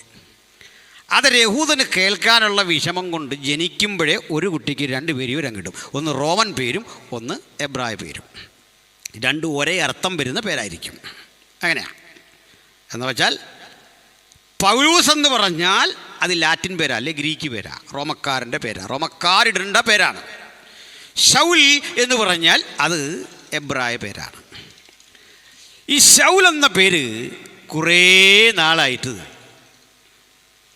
ആളുകളങ്ങനെ വിളിക്കാറില്ലാത്തതിൻ്റെ കാരണം ഇത് യഹൂദന്മാർ തങ്ങളിൽ ഇദ്ദേഹത്തെ വിളിക്കുന്ന പേരാ ശൗൽ. ഇപ്പം എന്താ വിളിക്കാത്തതെന്നറിയോ? അയാൾ നേടിയെടുത്ത ബിരുദവും പഠനവും അദ്ദേഹത്തിൻ്റെ സമൂഹത്തിലെ സ്ഥാനവും നിമിത്തം അദ്ദേഹത്തോടുള്ള ആദരവ് കൊണ്ട് യഹൂദന്മാർ വിളിക്കുന്ന പൗലൂസിനെ റബി എന്നാണ്. റബി അങ്ങനെയാണ്. റോമക്കാർ വിളിക്കുന്നത് പൗലോസെ എന്നാണ്. അപ്പോൾ ഒഫീഷ്യലി എങ്ങനെ വിളിക്കണം? പൗലോസെ. കൂട്ടുകാരെങ്ങനെ വിളിക്കണം? റബി. മനസ്സിലായോ? ഇല്ല, എനിക്ക് മനസ്സിലായില്ല. ഞാൻ പറഞ്ഞുതരാം. അത് ഈ കല്യാണം കഴിപ്പിക്കുമ്പോൾ നമ്മൾ ഈ പിള്ളേരെ നിർത്തിയിട്ട് പറയുമല്ലോ, എറണാകുളം ജില്ലയിൽ കുന്നത്തുനാട് താലൂക്കിൽ മഴുവന്നൂർ വില്ലേജിൽ പ്ലാങ്കൂട്ടത്തിൽ വീട്ടിൽ കുറിയാക്കോസ് മകൻ എൽദോസ് എന്ന ഈ യുവാവും എണ്ണീക്കരുത്, ഇതൊരവസരമാണെന്ന് കരുതി. എനിക്കറിയാം പരിപാടിയൊക്കെ കുറേ നേരമായിട്ട് ചില പുള്ളികളിങ്ങനെ ആഗ്രഹിച്ചിരിപ്പുണ്ട്. ആ മുഖഷേപ്പ് കണ്ടപ്പോഴായിരിക്കും മനസ്സിലായി എൽദോസ് അവിടെ ഇരി. ഇങ്ങനെയാണ് കല്യാണത്തിന് വിളിക്കുന്നത്.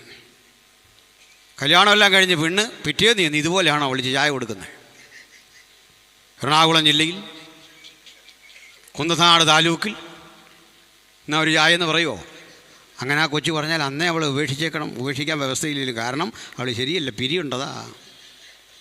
അപ്പോൾ ഒഫീഷ്യൽ പേര് വിളിക്കുന്നപ്പോഴാ അതിൻ്റെ ആവശ്യത്തിനാ. പൗലോസേന്ന് വിളിച്ചാൽ ഒഫീഷ്യൽ, ശൗലീന്ന് വിളിച്ചാൽ കൂട്ടുകാർ.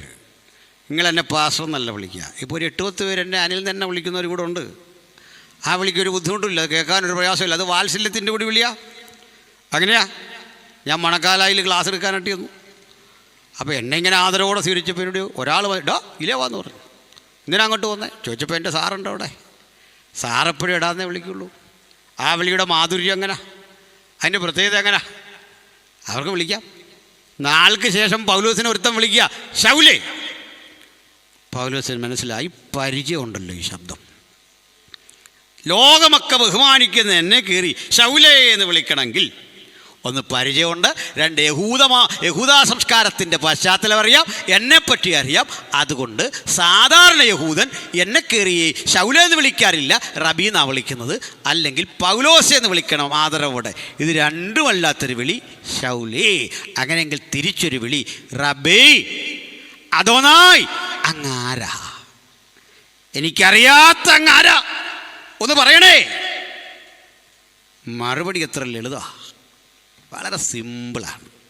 അത് കേൾക്കണ്ട. സിമ്പിളെന്ന് പറഞ്ഞാലേ ഈ ചില ആളുകൾ യേശുവിനെ അവതരിപ്പിക്കുന്ന കേട്ടാൽ ആർക്കും ഒന്നും മനസ്സിലാവില്ല. യേശുവിനെ സിമ്പിളായിട്ട് അവതരിപ്പിക്കണം, വിഷയങ്ങൾ ഗഹനമാണ്, സിമ്പിളായിട്ട് അവതരിപ്പിക്കണമെന്ന് ചിലർക്കതറിയില്ല, ചിലതിന് തയ്യാറാവില്ല. ഒന്നുകൂടി പറഞ്ഞാൽ, എന്നെ വിളിച്ചുകൊണ്ട് ഒരാൾ ഒരു പരസ്യത്തിന് പോയിട്ട് പറഞ്ഞു, എന്നോട് ആ സംഘാടകൻ പറഞ്ഞു, മോനെ ഇവിടെ ഒരു പയ്യനുണ്ട്, സൂപ്പറായിട്ട് പ്രസംഗിക്കും, അല്ല ഇതാന്ന് കേൾക്കാൻ പറഞ്ഞു. 10 മിനിറ്റ് കൊടുക്കുന്നതിന് കുഴപ്പമില്ല. ഞാൻ പറഞ്ഞു പരസ്യമല്ല, 20 മിനിറ്റ് കൊടുക്കാൻ പറഞ്ഞു. പുള്ളി എവിടെ നിന്ന് യേശുവിനെ കുറിച്ച് പറഞ്ഞ ഒരു പ്രയോഗം ഞാൻ നിങ്ങളോട് പറയാം. വിണ്ടലം വിട്ട് ഭൂമണ്ഡലത്തിലേക്ക് വന്ന അണ്ടർഗോനായ വണ്ടർഫുൾ എന്ന അപരാഭിധാനമുള്ള ധന്യനായ ഏകാധിപതിയും. അല്പേരം കഴിഞ്ഞപ്പോൾ സോഡ ഒന്ന് കുടിച്ചു. ഇതെല്ലാം കഴിഞ്ഞപ്പോൾ ഞാൻ ചോദിച്ചു, എനിക്ക് മനസ്സിലായില്ല എന്തുവാ ഇത് ആച്ചാ സംസ്കൃതമാണെന്ന് പറഞ്ഞു. ഞാൻ സംസ്കൃതമാണ് ഈ വണ്ടർഫുൾ എന്നൊക്കെ ഉള്ളൊരു കാര്യം, അത് ഞാൻ പിന്നെ പറയാമെന്ന്. ഇപ്പോഴും നമ്മൾ ആ വഴിക്ക് എന്നാൽ പുള്ളി പറയും കാണണേ. അപ്പോൾ കാണാനൊന്നും അല്ല പോവാ, മനസ്സിലാവില്ല ഇതാരാന്ന്, എന്താന്ന് വെടിയിട്ടില്ല. യേശു ആരാ?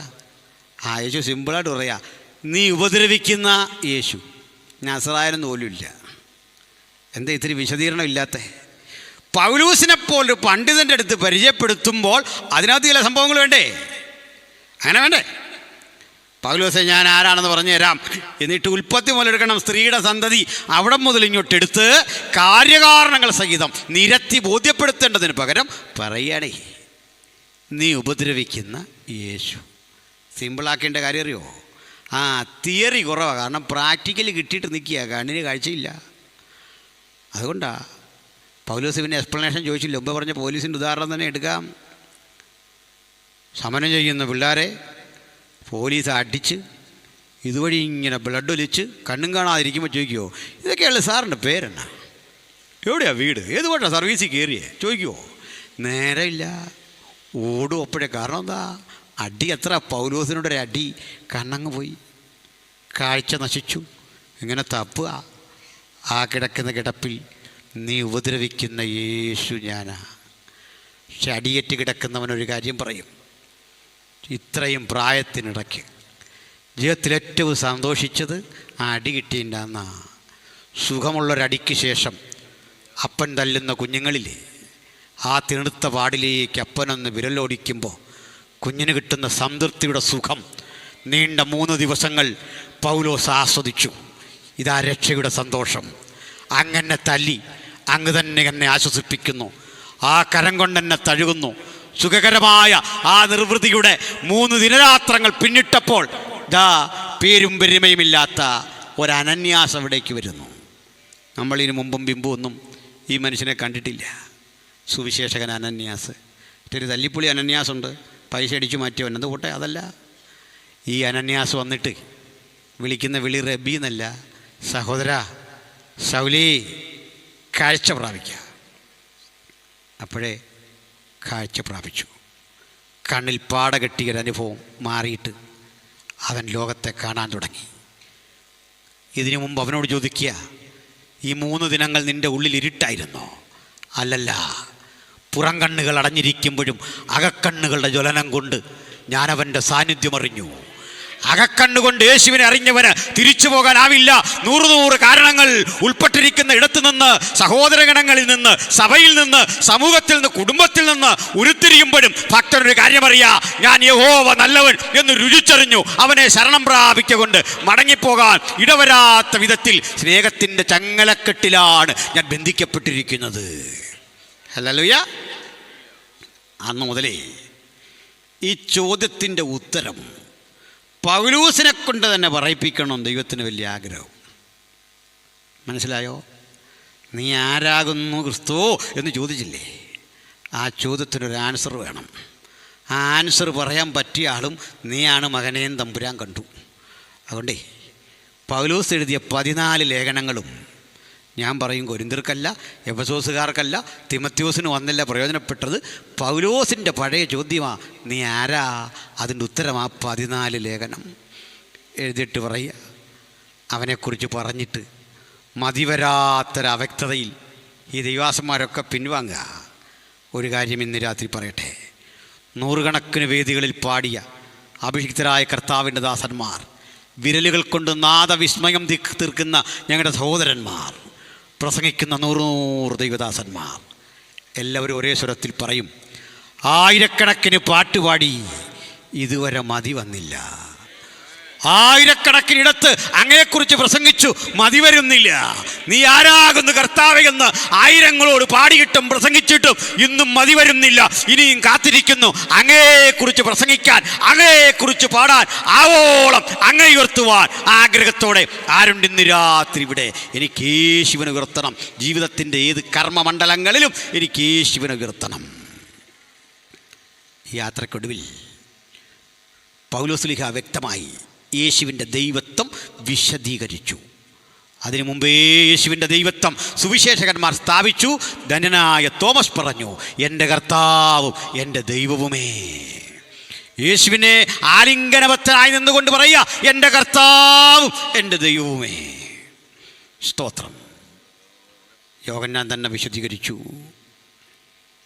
ആദിയിൽ വചനമുണ്ടായിരുന്നു, വചനം ദൈവമായിരുന്നു, ആ വചനം ദൈവത്തോടു കൂടെയായിരുന്നു, അവിടുന്നാണ് ജഡമെടുത്തു വന്ന കർത്താവായ യേശു ക്രിസ്തു. അതിൻ്റെ വിശദീകരണമാണ് പൗലോസ് ശ്ലീഹ നൽകുന്നത്. ഈ പൗലോസ് പലയിടങ്ങളിലെ പ്രസംഗങ്ങൾക്കൊടുവിൽ പലയിടങ്ങളിൽ സഭകൾ സ്ഥാപിച്ച് അവസാനം നിരവധി ജയിലറകൾക്കുള്ളിൽ കടന്ന് ഒടുക്കം ജീവിതത്തിൻ്റെ സായന്തനത്തിൽ ഒരു ജയിലറയിലായി. റോമക്കാരുടെ നിർദ്ദേശപ്രകാരം പൗലോസിന് ക്യാപിറ്റൽ പണിഷ്മെൻറ്റ്, കർശന ശിക്ഷ. എന്താ ശിക്ഷയെന്നറിയണ്ടേ? പൗലോസാകുന്ന താങ്കൾ നിയമവിരുദ്ധമായി റോമിൽ നിലനിൽക്കുന്ന നിയമങ്ങളെ ലംഘിച്ചുകൊണ്ട് കർത്താവായ യേശു എന്ന ഏകരക്ഷകനെക്കുറിച്ച് പ്രസംഗിച്ച കുറ്റം ചുമത്തി. പലയാവർത്തി തെറ്റിതിരുത്താൻ ഭരണകൂടം നൽകിയ നിർദ്ദേശമൊക്കെ ലംഘിച്ച് യേശുക്രിസ്തുവിലൂടെ മാത്രം രക്ഷ എന്ന് ഉലകത്തോട് പ്രസംഗിച്ച് നീ നടത്തിയ പ്രചരണ പരിപാടികൾ നിമിത്തം നിന്നെ ന്യായവിധിക്കായി കൊണ്ടിട്ട ഈ ജയിലറയ്ക്കുള്ളിൽ വെച്ചും തെറ്റിതിരുത്താൻ കിട്ടിയ അവസരമൊന്നും ഉപയോഗിക്കാതെ ജയിലിനുള്ളിൽ കിടന്നും നീ യേശുവിനോട് പാടുന്നു, യേശുവിന് വേണ്ടി നിൽക്കുന്നു, പ്രാർത്ഥിക്കുന്നു. ഇനി നിനക്ക് രക്ഷയില്ല. അതുകൊണ്ട് റോമൻ ശിക്ഷാനിയമം തരുന്ന ആ കഠിനമേറിയ ശിക്ഷ ഈർച്ചവാളിനാൽ നിന്നെ കൊല്ലുവാൻ ഉത്തരവായിരിക്കുന്നു. ഈ രംഗം ചിന്തിക്കേണ്ടതാ. കാരണം ഈ റോമിലെ ജയിലുകൾക്ക് ഒരു പ്രത്യേകതയുണ്ട്. അത് വലിയ കുഴിയാണ്. അതൊക്കെ വെച്ച് നമ്മുടെയൊക്കെ ജയിലെന്ന് പറഞ്ഞാൽ ഒരു സംഭവമല്ലേ. അത് ഈ ജയിലിൽ നിന്ന് ഇറങ്ങുന്ന ആളുകളെ കണ്ടില്ലേ, ഇങ്ങനെ കയ്യും വെച്ച് ഇറങ്ങുന്നത്, ജയിച്ചെന്ന് കണ്ടിട്ടില്ലേ? നമ്മുടെ നാട്ടിൽ ചില വാർത്തകൾ പത്രത്തിൽ വരുമ്പോൾ ആളുകളിങ്ങനെ ഒരു കുഴപ്പമില്ല, അവനത് കിട്ടണമെന്ന് പറയും. എന്താ കഠിന തടവെന്നൊക്കെ. ഈ കഠിന തടവെന്നൊക്കെ വായിച്ചാൽ നിങ്ങളത് വിശ്വസിക്കരുത്. കാരണം ഇത്രയേ ഉള്ളൂ സംഭവം. ഈ കുറ്റവാളി എന്ന് പറഞ്ഞ മനുഷ്യനെ അവിടെ ഇരിക്കുന്ന പോലീസുകാരെല്ലാം കൂടെ പിണ്ടതയിലും തൂത്ത് ഇങ്ങനെ തടവുന്നു എന്നേ അർത്ഥമുള്ളൂ. ഒരു മസാജിങ് അല്ല, വേറെ സംഭവമൊന്നും ഇല്ലെന്ന് അവിടെ. മനസ്സിലായില്ലേ? വിളിക്കാണ്ടെന്ന് വിളിച്ചു പറയാം അവനെ തൊടല്. അവിടെ പറയും സാറേ തൊടുമല്ല, ഞങ്ങളിങ്ങനെ നല്ല മസാജൊക്കെ കൊടുത്തുകൊണ്ടിരിക്കുക. ആൾ ഇറങ്ങുമ്പോഴേക്കൊന്നും മിനുങ്ങണമല്ലോ അടുത്ത പണിക്ക്. ഇത് നമ്മുടെയൊക്കെ നാട്ടിൽ തടവെങ്കിൽ അത് കഠിന തടവാ. 20 താഴ്ചയുള്ള കുഴി. ഞാനിതൊക്കെ ചിലത് നേരിട്ട് കണ്ടിട്ടുണ്ട്. ഇവിടെയൊക്കെ പോയി എന്ന് പറയാനില്ല, ഞാൻ യാത്രാവിവരണം എങ്ങും പറയാറില്ല. 20 അടി താഴ്ചയുള്ള കുഴി, ചതുര വടിവാണ്. ആ കുഴി താഴേക്ക് കടും തൂക്കായി വെട്ടി അതിനകത്താ കുറ്റവാളി ഇടുന്നേ. വീതി നീളമൊക്കെ കുറവാ. കഷ്ടിച്ചൊരു 4 അടി വീതി, 4 അടി നീളം ഒരു മനുഷ്യന് നീണ്ടു നീർന്ന് കിടക്കാനോ ഇരിക്കാനോ പറ്റില്ല. ചങ്ങലയിടുന്ന രീതി കേൾക്കണ്ടേ? വലത്തെ കൈയിൽ നിന്ന് ഇടത്തെ കാലിലേക്ക് ചങ്ങല, ഇടത്തെ കൈയിൽ നിന്ന് വലത്തെ കാലിലേക്ക് ചങ്ങല. ആ ചങ്ങല നീളം കുറവാ 2 ചങ്ങലയ്ക്കും. കാരണം ശിക്ഷ വിട്ടിറങ്ങിയാലും ഈ കുറ്റവാളി ഇനിമേൽ സമൂഹത്തിൻ്റെ മുമ്പിൽ കുനിഞ്ഞേ നിൽക്കാവൂ, നിവര നിൽക്കാൻ പാടില്ല. ഇവൻ കുറ്റവാളിയാണെന്ന് തിരിച്ചറിയണം. ഇത്തരം പ്രാകൃത ശിക്ഷയാണ്. ദിവസം 1 നേരം ഭക്ഷണം, ദിനകൃത്യം ചെയ്യാനൊരു കുഴി, അതിനകത്ത് ഓവുചാലുകൾ സജ്ജീകരിച്ചിട്ടുണ്ട്. അതിലൂടെ ഒഴുകുന്ന വെള്ളം വന്ന് ഈ മാലിന്യമൊക്കെ ഡ്രെയിനേജ് വഴി കളയും. പക്ഷേ ഈ ഒഴുകി വരുന്ന ആ ഓടയിലെ വെള്ളം വേണം കുടിക്കാൻ. ഇങ്ങനെയാണ് കിടക്കുന്ന പൗലോസുമൊക്കെ. ആ കിടക്കുന്ന കിടപ്പിൽ തങ്ങളെ കാണാൻ വരുന്ന ആളുകൾ തൊട്ട് മുകളിൽ നിൽക്കണം. ഇത് ഗുഹകൾക്കകത്താണ് ഈ കുഴിയെടുക്കുന്നത്. ഗുഹയുടെ കവാടത്തിൽ ഇങ്ങനെ അഴിയിട്ടിട്ടുണ്ട്. അത് അല്പം ഉള്ളിലേക്ക് കയറി അഴി. അപ്പോൾ നമ്മളിങ്ങനെ ചെന്നിട്ട് എത്തിക്കുത്തി നോക്കിയാൽ ആൾ ഈ ജയിലിൽ കിടക്കുന്ന കാണാം. ആ ഇരുട്ടിനകത്ത് 2 കണ്ണ് മാത്രമേ കാണൂ. പക്ഷേ ഇവരിതിനോടങ്ങ് പൊരുത്തപ്പെടും. അവിടെ കിടന്നൊക്കെ വായിക്കും പതുക്കെ പതുക്കെ. ഈ കിട്ടുന്ന വെളിച്ചമേ ഉള്ളൂ. അവിടെയാണ് കാണാൻ ചെല്ലുന്നത്. അവിടെ ചെന്ന് കണ്ടിട്ട് പോരണം. എന്നെ ഇവിടെ വിഷമിപ്പിച്ചൊരു കാര്യമുണ്ട് പ്രിയപ്പെട്ടവരെ. ഇവിടെ റോമർക്കെഴുതിയ ലേഖനമൊക്കെ ഉണ്ടല്ലോ നമ്മൾ വായിക്കുന്നത്. ഈ ലേഖനമൊക്കെ ഒരു ചങ്ങാതിയുണ്ട്, തെർത്തോസ്. സ്വർഗത്തിൽ ചെല്ലുമ്പോൾ ഈ മനുഷ്യനൊന്ന് കാണണമെന്ന് ആഗ്രഹമുണ്ട്. എന്താ കാര്യം? പറയാം. ഈ തെർത്തോസ് വന്നാണ് ജയിലിൽ കിടക്കുന്ന പൗലോസിൻ്റെ വാക്ക് കേട്ട് ഡിക്റ്റേഷൻ കേട്ടിട്ട് ഈ ലേഖനം എഴുതുന്നതെന്ന്. മുമ്പേ പറഞ്ഞ പേപ്പറിലൊക്കെ കെട്ടുകണക്കിന് ഈ പേപ്പറും കൊണ്ട് ഒരു ജയിലിൽ ചെല്ലാനുള്ള ബുദ്ധിമുട്ടറിയോ? അവിടെ നിൽക്കുന്ന എത്ര ആളുകളുടെ കാല് പിടിക്കണം. എൻ്റെ ഗുരു അകത്ത് കിടക്കുന്നു, ഒന്ന് കാണണം. ഈ ജോലിയെല്ലാം കഴിഞ്ഞു പോകുമ്പോൾ തെർത്തോസിനോട് പറയുക, നീ എഴുതിയ ലേഖനം റോമിലെ ബിഷപ്പിൻ്റെ അടുത്തുകൊണ്ട് കൊടുക്കണം. അദ്ദേഹം രഹസ്യ സങ്കേതത്തിൽ ആരാധന നടത്തുന്നത്. ഇതേ അടുത്ത സ്ഥലത്ത് കൊണ്ടു കൊടുക്കണം. ഇതെല്ലാം കൊണ്ടു കൊടുക്കുന്നവനെ ഒരു വണ്ടിക്കൂലി കൊടുക്കാനുള്ള ത്രാണി ഈ ജയിലിൽ കിടക്കുന്ന പൗലോസിനില്ല. നോക്കണേ, ഇതാ സേവനം. ഈ സേവനത്തിൻ്റെ പേരാ സുവിശേഷ വേല. ഹല്ലേലൂയ. യേശുവിനെ പ്രസംഗിച്ച് 1 രൂപ കിട്ടിയാൽ നല്ലതാ സുഹൃത്തേ. അത് ഉപജീവനത്തിൻ്റെ വഴിയാക്കല്ലേ, അത് ധനസമ്പാദനത്തിൻ്റെ വഴിയാക്കരുതേ. ഈ രാത്രി നമുക്ക് ഭൗതിക മോഹങ്ങളോട് ഒരിക്കൽ കൂടി വിട പറയാം. തിരുനാമത്തിൻ്റെ മഹത്വത്തിനായി എന്ത് ലഭിച്ചാലും മതിയെന്ന് വെക്കുന്ന ഒരു മനോഭാവം ദൈവദാസിദാസന്മാരിൽ എല്ലാവരിലും ഉണ്ടാകട്ടെ. അതൊന്നും കൈപ്പറ്റാൻ ഇടവരാത്ത ഒരു മനുഷ്യൻ ഇതാ ഈ ബുക്കുകെട്ടും താങ്ങി ഇവിടെ വന്നിരിക്കുമ്പോൾ പ്രതിഫലമില്ല ഈ ജോലിക്കെന്ന് നിങ്ങൾ തെറ്റിദ്ധരിക്കുന്നുണ്ടോ? മഹാപ്രതിഫലമുള്ള ഒരു ദിവസം നമുക്കായി അവൻ കരുതി വെച്ചിട്ടുണ്ട്. അതുകൊണ്ട് ആ പ്രതിഫലത്തിന് വേണ്ടി സുവിശേഷ വില ചെയ്യാൻ, യേശുവിന് വേണ്ടി നിൽക്കാൻ ഇവിടെ ഇരിക്കുന്ന ദൈവമക്കൾക്കൊക്കെ കഴിയണ്ടേ. സ്ഥലം മാറ്റം വരുമ്പോൾ എന്നെ അങ്ങോട്ട് തട്ടി, എന്നെ ഇങ്ങോട്ട് തട്ടി, 2 പേരേ ഉള്ളൂ, 4 പേരേ ഉള്ളൂ എന്നൊക്കെ പറയുന്ന ആൾ ഓർത്തോണം, നിനക്ക് വിളിച്ച വിളിയെക്കുറിച്ച് ഒരു ബോധമില്ല. 2 പേരുള്ളിടത്തും ആളില്ലാത്തിടത്തും പ്രവർത്തിക്കുന്നവനാണ് എൻ്റെ യേശു. ഏത് പരിസ്ഥിതിയിലും പ്രവർത്തിക്കുന്നവനാണ് എൻ്റെ യേശു. വിശ്വസിച്ച് ഇവിടം വിട്ടു പോകാവൂ. ദൈവമക്കൾ തെർത്തോസ് ഈ പ്രവൃത്തി ചെയ്തിട്ട് പോകാൻ നേരം ഒരു ചായക്കാശ് കൊടുക്കാൻ നിർവാഹമില്ലാതിരുന്നു. ആ പുസ്തകത്തിൻ്റെ പേരാ റോമർക്കെഴുതിയ ലേഖനം. ആ ലേഖനം വായിച്ചപ്പോഴാ മാർട്ടിൻ ലൂതർ അതുവരെ ക്രൈസ്തവ സഭയിൽ നടമാടിയിരുന്ന തിന്മകൾക്കെതിരെ സമരകാഹളം മുടക്കിക്കൊണ്ട് വിക്ടൻബർഗ് ദേവാലയത്തിൻ്റെ ഭിത്തിയിൽ 95 ചോദ്യങ്ങൾ എഴുതി ചോദിച്ചുകൊണ്ട് സഭയുടെ തെറ്റായ നടപടിക്രമങ്ങൾക്കെതിരെ ശബ്ദമുയർത്തിയത് കൊണ്ടാണ് നമ്മൾ ഈ വന്നിരിക്കുന്നത്. അപ്പോൾ തിരുവെഴുത്ത് പലതും പ്രാപിച്ചത് ഇരുട്ടുകിണറ്റിലെ പീഡകൾക്കകത്ത് നിന്ന് തീയിൽ കുരുത്തപ്പോൾ വെയിലത്ത് വാടാത്ത ഈ മഹാഗ്രന്ഥം കൈലേന്തിക്കൊണ്ട് പറയാം, പ്രാണൻ കൊടുത്തും ഈ പുസ്തകത്തിന്റെ ഉപദേശത്തെ ഞങ്ങൾ സംരക്ഷിക്കും. വിശുദ്ധന്മാർക്ക് ഒരിക്കലായി വരമേൽപ്പിച്ച അതിവിശുദ്ധ വചനത്തിന് വേണ്ടി, അതിവിശുദ്ധ ശുശ്രൂഷയ്ക്ക് വേണ്ടി നിവരെ നിൽക്കാൻ കഴിയുന്ന ഒരു ജനാവലിയുടെ ആവിർഭാവം ഇന്ന് രാത്രി ഉണ്ടാകട്ടെ. അങ്ങനെ പല ജയിലിൽ മാറി മാറിപ്പോയി. അവസാനം ഈ റോമിൽ ഒരു നിയമമുണ്ട്. ഇന്ന് ഉത്തരവിട്ടാൽ നാളെ മുതൽ എപ്പോൾ വേണമെങ്കിലും മരണം നടക്കാം. ചിലപ്പോൾ മാസങ്ങൾ ഇത് നീണ്ടുപോകും, ചിലപ്പോൾ വർഷങ്ങളെടുക്കും. നമ്മളെ കൊല്ലുമെന്നൊക്കെ ഉത്തരവെഴുതി ഇങ്ങനെ ഇട്ടാലേ അത് വായിക്കുന്ന നമ്മുടെ അവസ്ഥയൊന്ന് ആലോചിച്ച് നോക്കി, മാനസിക നില തകരും. തൊട്ടുമുകളിൽ പ്രദർശിപ്പിച്ച് വച്ചിരിക്കുക നമ്മളെ കൊല്ലുന്ന കൊലായുടെ ഉത്തരവ്. ഇതൊക്കെ എഴുതിയത് വായിച്ച സാധാരണഗതിയിൽ കിടക്കുന്ന ആളുകൾക്ക് സമനില തെറ്റും, മരണഭീതി വർദ്ധിക്കും, മരണത്തെക്കുറിച്ചുള്ള വലിയ ആകുലതകൾ വരും. ഞാൻ 2 വട്ടം മരണകരമായ ജീവിത പ്രതിസന്ധിയിൽ കൂടി കടന്നുപോയ ഒരാളാണ്. ഒന്ന് ഈ അടുത്ത കാലത്താണ്. പേടിയൊന്നും വന്നിട്ടില്ല, അവിടെ കിടക്കുമ്പോഴും പേടി വന്നിട്ടില്ല. ഈ വായെല്ലാം കൂടിയിട്ട് സംഭാഷണശേഷി നഷ്ടപ്പെടുന്ന അവസ്ഥയിലേക്ക് എത്തി. 2 കൊച്ചു കുട്ടികളാണ്, ന്യൂറോ ഡോക്ടർമാരാട്ടോ, അങ്കളേന്നാണ് വിളിച്ചത്. ആ കുഞ്ഞുങ്ങൾ ക്ഷമാപൂർവ്വം പറഞ്ഞു, അങ്കളെ ഈ നാവിങ്ങനെ കൂടും, ഈ ഭാഗം തളരും, എങ്കിലും പ്രതീക്ഷ കൈവിടണ്ട, നമുക്ക് നോക്കാം, 90 ദിവസമെങ്കിലും അങ്ങനെ കിടക്കുമെന്ന് പറഞ്ഞു. പക്ഷെങ്കിൽ എൻ്റെ സ്നേഹിതൻ ഫ്രാൻസിസ് സാർ ഇരിക്കുന്നു. കൃത്യം 16-ാം ദിവസം ഞാൻ തൊടുപുഴയിൽ വന്ന് ഇതുപോലെ പ്രസംഗിച്ചു. ഹല്ലേലൂയ. ഒരു കുഴപ്പമില്ല. അന്ന് കയ്യിലൊക്കെ ഒന്ന് താങ്ങണമായിരുന്നു സ്റ്റേജിലേക്കൊക്കെ വരാൻ. അപ്പോൾ പലരും ഓർത്തു എങ്ങനെയാകും. പക്ഷെ നമുക്കതിൽ പേടി വരാത്തതിൻ്റെ കാരണം എനിക്കിവിടെ ജീവിക്കുന്നത് ഇഷ്ടമാണ്, അങ്ങ് ചെല്ലുന്നത് വലിയ ഇഷ്ടമാണ്. 2 ഇഷ്ടമാണ്. ഇവിടെ ജീവിക്കുമ്പോൾ യേശുവിനെ പ്രസംഗിക്കാതെ ജീവിതത്തിൻ്റെ സന്തോഷം. ഹല്ലേലൂയ. അങ്ങ് ചെന്നാൽ മുഖാമുഖമായി അവിടുത്തെ സാന്നിധ്യം അറിയാം. അപ്പോഴേ പൗലോസ് ഇവിടെ കിടന്നിട്ട് സമനില തെറ്റിപ്പോയൊന്നുമില്ല. ഡോക്ടർ എഴുതിയൊരു കുറിപ്പടി വായിച്ചിട്ട് സമനില തെറ്റാതെ, ഒരു സ്കാനിങ് റിപ്പോർട്ട് കണ്ടിട്ട് ആകുലപ്പെടാതെ, മരണഭീതി ഉണർത്തുന്ന ശബ്ദം കേട്ടിട്ട് തോറ്റുകൊടുക്കാതെ, ജയമെടുത്താതെ ഈ കിടക്കുന്ന കിടപ്പിൽ ഒരാഗ്രഹം പ്രകടിപ്പിക്കുക. നമുക്കിങ്ങനെ കിടക്കുമ്പോൾ എന്തൊക്കെ തോന്നൽ വരും. ഭാര്യയെ കണ്ടാൽ കൊള്ളാം, മകളെ കണ്ടാൽ കൊള്ളാം, സ്നേഹിക്കുന്ന ഇളയ കുട്ടിയെ കണ്ടാൽ കൊള്ളാം, പെൺകുട്ടിയൊന്ന് കണ്ടാൽ കൊള്ളാം, സ്നേഹമുള്ളൊരു കൂട്ടുകാരനെ കണ്ടാൽ കൊള്ളാം. 100 ആഗ്രഹങ്ങൾ. പൗലോസ് ഒരു മനുഷ്യനാണ്. പക്ഷെ ആഗ്രഹങ്ങൾക്കെല്ലാം അവധി കൊടുത്തിട്ട് പറയുക, മകനെ തിമത്യോസേ, നിന്നെ ഒന്ന് കണ്ടാൽ കൊള്ളാം, നീ വരണം. വരുമ്പോഴേ എൻ്റെ മരണമെന്നറിയാൻ വയ്യ. ചിലപ്പോൾ ശീതകാലം കഴിഞ്ഞിട്ടായിരിക്കും വധശിക്ഷ നടപ്പിലാക്കുന്നത്. കാരണം കിടുകിടുക്കുന്ന മരം കൊച്ചുന്ന തണുപ്പത്ത് പടയാളികൾക്കൊന്നും നിൽക്കാൻ കഴിയില്ല.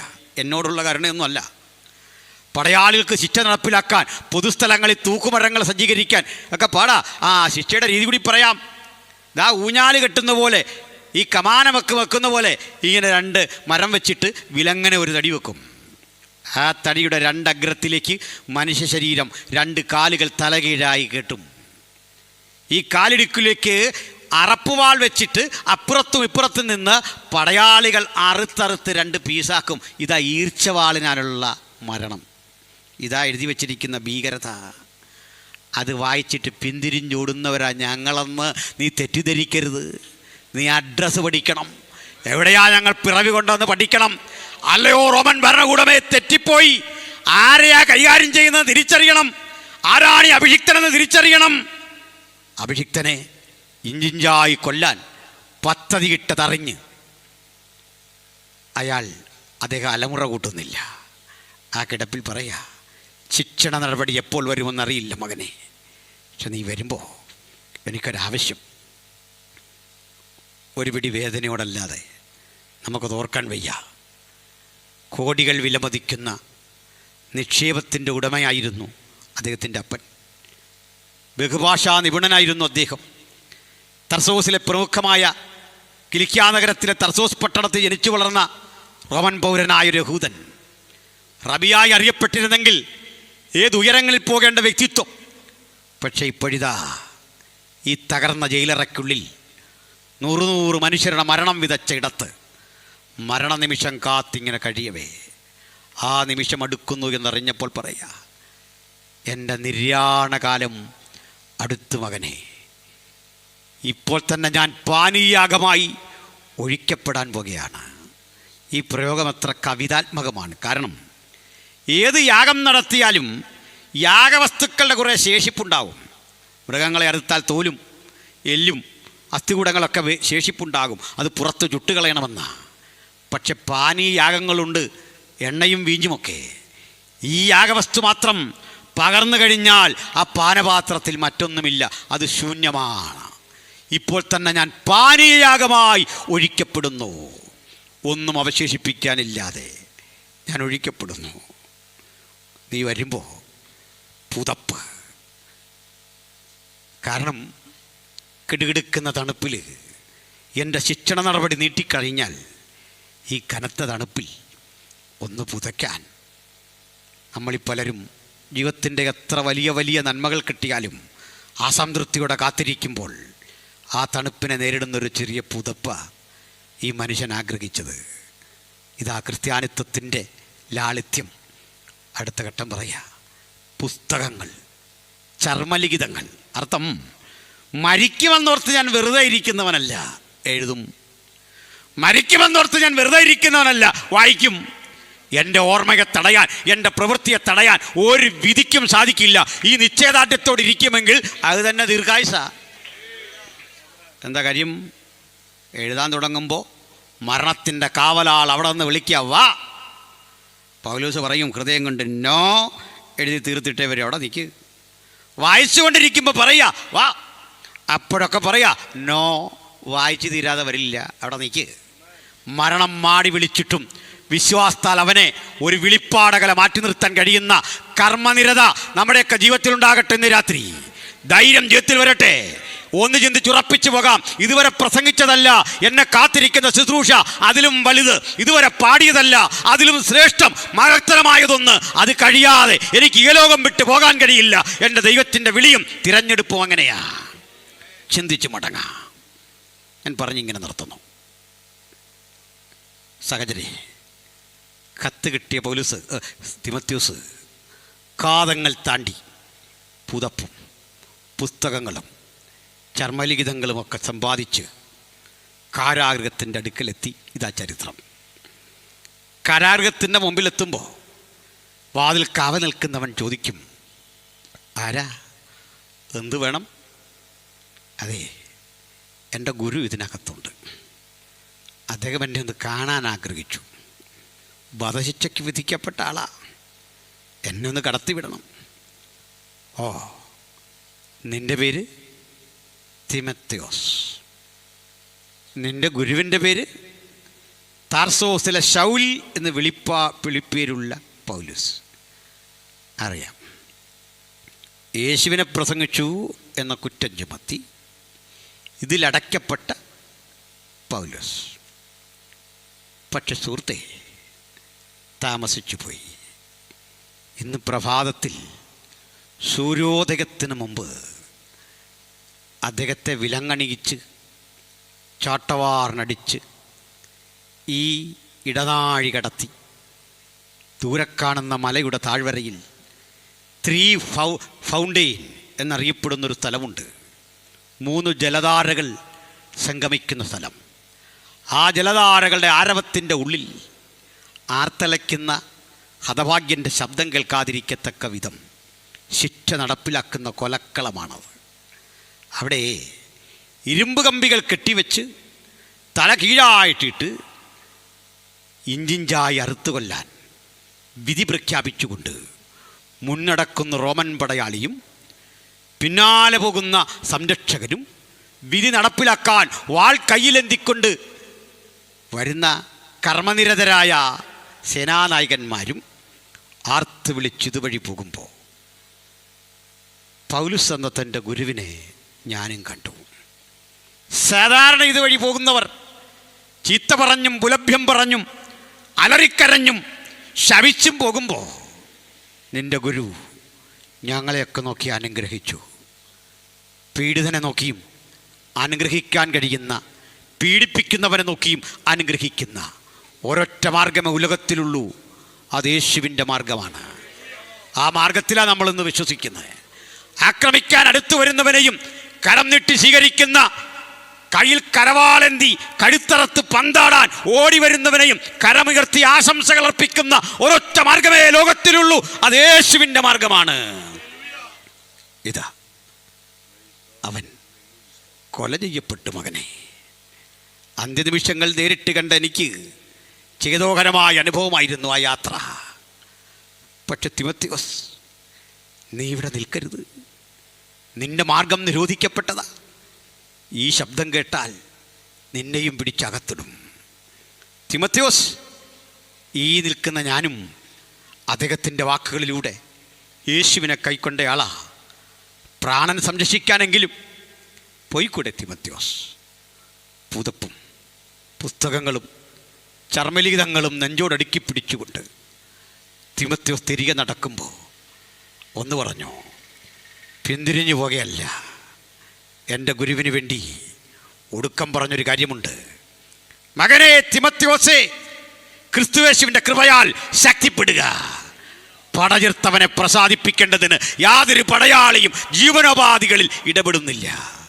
ഞാനും എൻ്റെ യേശുവിന് വേണ്ടി എരിഞ്ഞടങ്ങാൻ, കർമ്മനിരതനാകാൻ ഈ പുതപ്പും പുസ്തകങ്ങളും ചർമ്മലിഖിതങ്ങളും അത്തരമൊരു സ്മരണയായി ജീവിതത്തിൽ, ഹൃദയത്തിൽ പെരുമ്പറ മുഴക്കുന്നു. ഈ പെരുമ്പറയുടെ ശബ്ദം 2000 ആണ്ടുകളായി നിലയ്ക്കാതെ ഇന്നും ഉള്ളിൽ കൊണ്ടു നടക്കുന്ന ആ തുടിതാളം നഷ്ടപ്പെടാതെ നമുക്ക് യേശുവിന് വേണ്ടി ഈ കൊല്ലവും പ്രവർത്തിക്കാൻ സർവശക്തൻ കാരുണ്യം കാണിക്കട്ടെ. ഈ വചനം കേൾക്കുന്നവർക്കിടയിൽ നിന്ന് യേശുവിനെ അനുഗമിക്കാൻ മാത്രമല്ല, യേശുവിനെ പ്രസംഗിക്കാനും യേശുവിന് വേണ്ടി നിൽക്കാനും പാടാനും കഴിയുന്ന ചില കൂടി ഉരുത്തിരിയട്ടെ. ഇതാണ് ഞങ്ങളുടെ പ്രാർത്ഥന. ആ ബോധ്യത്തിൽ എനിക്കെൻ്റെ യേശുവിനെ അനുഗമിക്കണം, എനിക്ക് ദൈവവൈതലാകണം. ആർക്കാഗ്രഹമുണ്ട് അവർക്ക് സ്വയം സമർപ്പിക്കാം. ഞാൻ യേശുവിനെ സ്വീകരിച്ചു, എനിക്കെൻ്റെ യേശുവിനെ പ്രസംഗിക്കണം. അവസാന ശ്വാസത്തിലും യേശുവിനെ പ്രസംഗിക്കണം, യേശുവിനെ പ്രസംഗിച്ച് മരിക്കണം. ആഗ്രഹിക്കുന്നവരെ ഓർത്ത് ഞാൻ ദൈവത്തെ സ്തുതിക്കുന്നു. ഒരു വേള യേശുവിൻ്റെ സുവിശേഷം, യേശുക്രിസ്തുവിൽ കൂടിയുള്ള രക്ഷ, അത് ആത്യന്തികമായ വിടുതലാണ്. യേശുവിലെ രക്ഷ ആത്യന്തികമായ നിത്യതയാണ്. അത് കരഗതമാക്കാതെ ആരും മടങ്ങരുതേ. നമുക്കെല്ലാവർക്കും കണ്ണുകൾ അടയ്ക്കാം, ഹൃദയത്തെ ഏകാഗ്രമാക്കാം. തമ്പുരാൻ്റെ സന്നിധിയിൽ യേശുവിനെ അനുഗമിപ്പാൻ, യേശുവിൻ്റെ പാതയെ നടക്കാൻ നിങ്ങൾക്കൊരു ഉൾവിളിയുണ്ടെങ്കിൽ ഞാൻ ഇന്നു മുതൽ യേശുവിനെ അനുഗമിക്കുന്നു. അല്ല, ഞാൻ യേശുവിനെ അനുഗമിച്ചവനാണ്, അനുഗമിച്ചവളാണ്. എനിക്കെൻ്റെ യേശുവിനെ പ്രസംഗിക്കണം. ഈ നാവ് യേശുവിന് വേണ്ടി, ഈ ഹൃദയം യേശുവിന് വേണ്ടി. ആ തുടിക്കുന്ന ഹൃദയത്തോടെ യേശുവിനെ അനുധാവനം ചെയ്യാൻ ആരുണ്ട്? ആ സമർപ്പണത്തിൻ്റെ ഭാഗമായി അവർക്ക് മാത്രം കരമുയർത്താം. ഞങ്ങൾ അവർക്ക് വേണ്ടി പ്രാർത്ഥിക്കും. വളരെ വേഗം ചില കരങ്ങൾ ഉയർത്തി കാണുന്നു. പ്രായഭേദമന്യേ ഉയർത്തപ്പെട്ട കരങ്ങളെ കാണുന്നു. ഇത് വിശ്വാസികൾ ഭൂരിപക്ഷമുള്ള ഇടമാണെന്ന് എനിക്കറിയാം. ആ കരങ്ങളെ താഴ്ത്തിയിടാം. ഒന്ന് മനസ്സിലാക്കുന്നു, വരും തലമുറയിൽ യേശുവിൻ്റെ അനുഗാമികളുടെ ഭാവി സുരക്ഷിതമാണ്. യേശുവിനെ പ്രസംഗിക്കാൻ, യേശുവിന് വേണ്ടി നിൽക്കാൻ ഒരു തലമുറ വീണ്ടും തയ്യാറെടുക്കുന്നു. ദൈവം നിങ്ങളെ തൊടട്ടെ. സ്വർഗീയ ആശീർവാദം നിങ്ങളുടെ മേൽ പകരട്ടെ. ഞാനും ഒരു വാക്കിൽ പ്രാർത്ഥിക്കുന്നു. സ്വർഗസ്ഥ പിതാവേ, കേട്ട വചന നിമിത്തം ഞങ്ങൾ ഈ ഗ്രാമത്തെ അനുഗ്രഹിക്കുന്നു. ഈ ശബ്ദം നിമിത്തം ഞങ്ങൾ ഈ പ്രിയപ്പെട്ട യേശുവിൻ നാമത്തിൽ അനുഗ്രഹിക്കുന്നു. ഈ വചന നിമിത്തം അവിടുത്തെ വിടുതലിന് വ്യാപാരം ഈ ദേശത്തുണ്ടാകുവാൻ ഞങ്ങൾ പ്രാർത്ഥിക്കുന്നു. അങ്ങേ ഹൃദയത്തിൽ കൈക്കൊണ്ടവരും അങ്ങേ അനുധാവനം ചെയ്യാനും സമർപ്പണം ചെയ്തവരുടെ മേൽ നിൻ്റെ സാന്നിധ്യം ഇരിക്കണം. പ്രാർത്ഥന കേട്ടുകൊണ്ട് സ്തോത്രം. യേശു ക്രിസ്തുവിൻ വിലയേറിയ നാമത്തിൽ തന്നെ.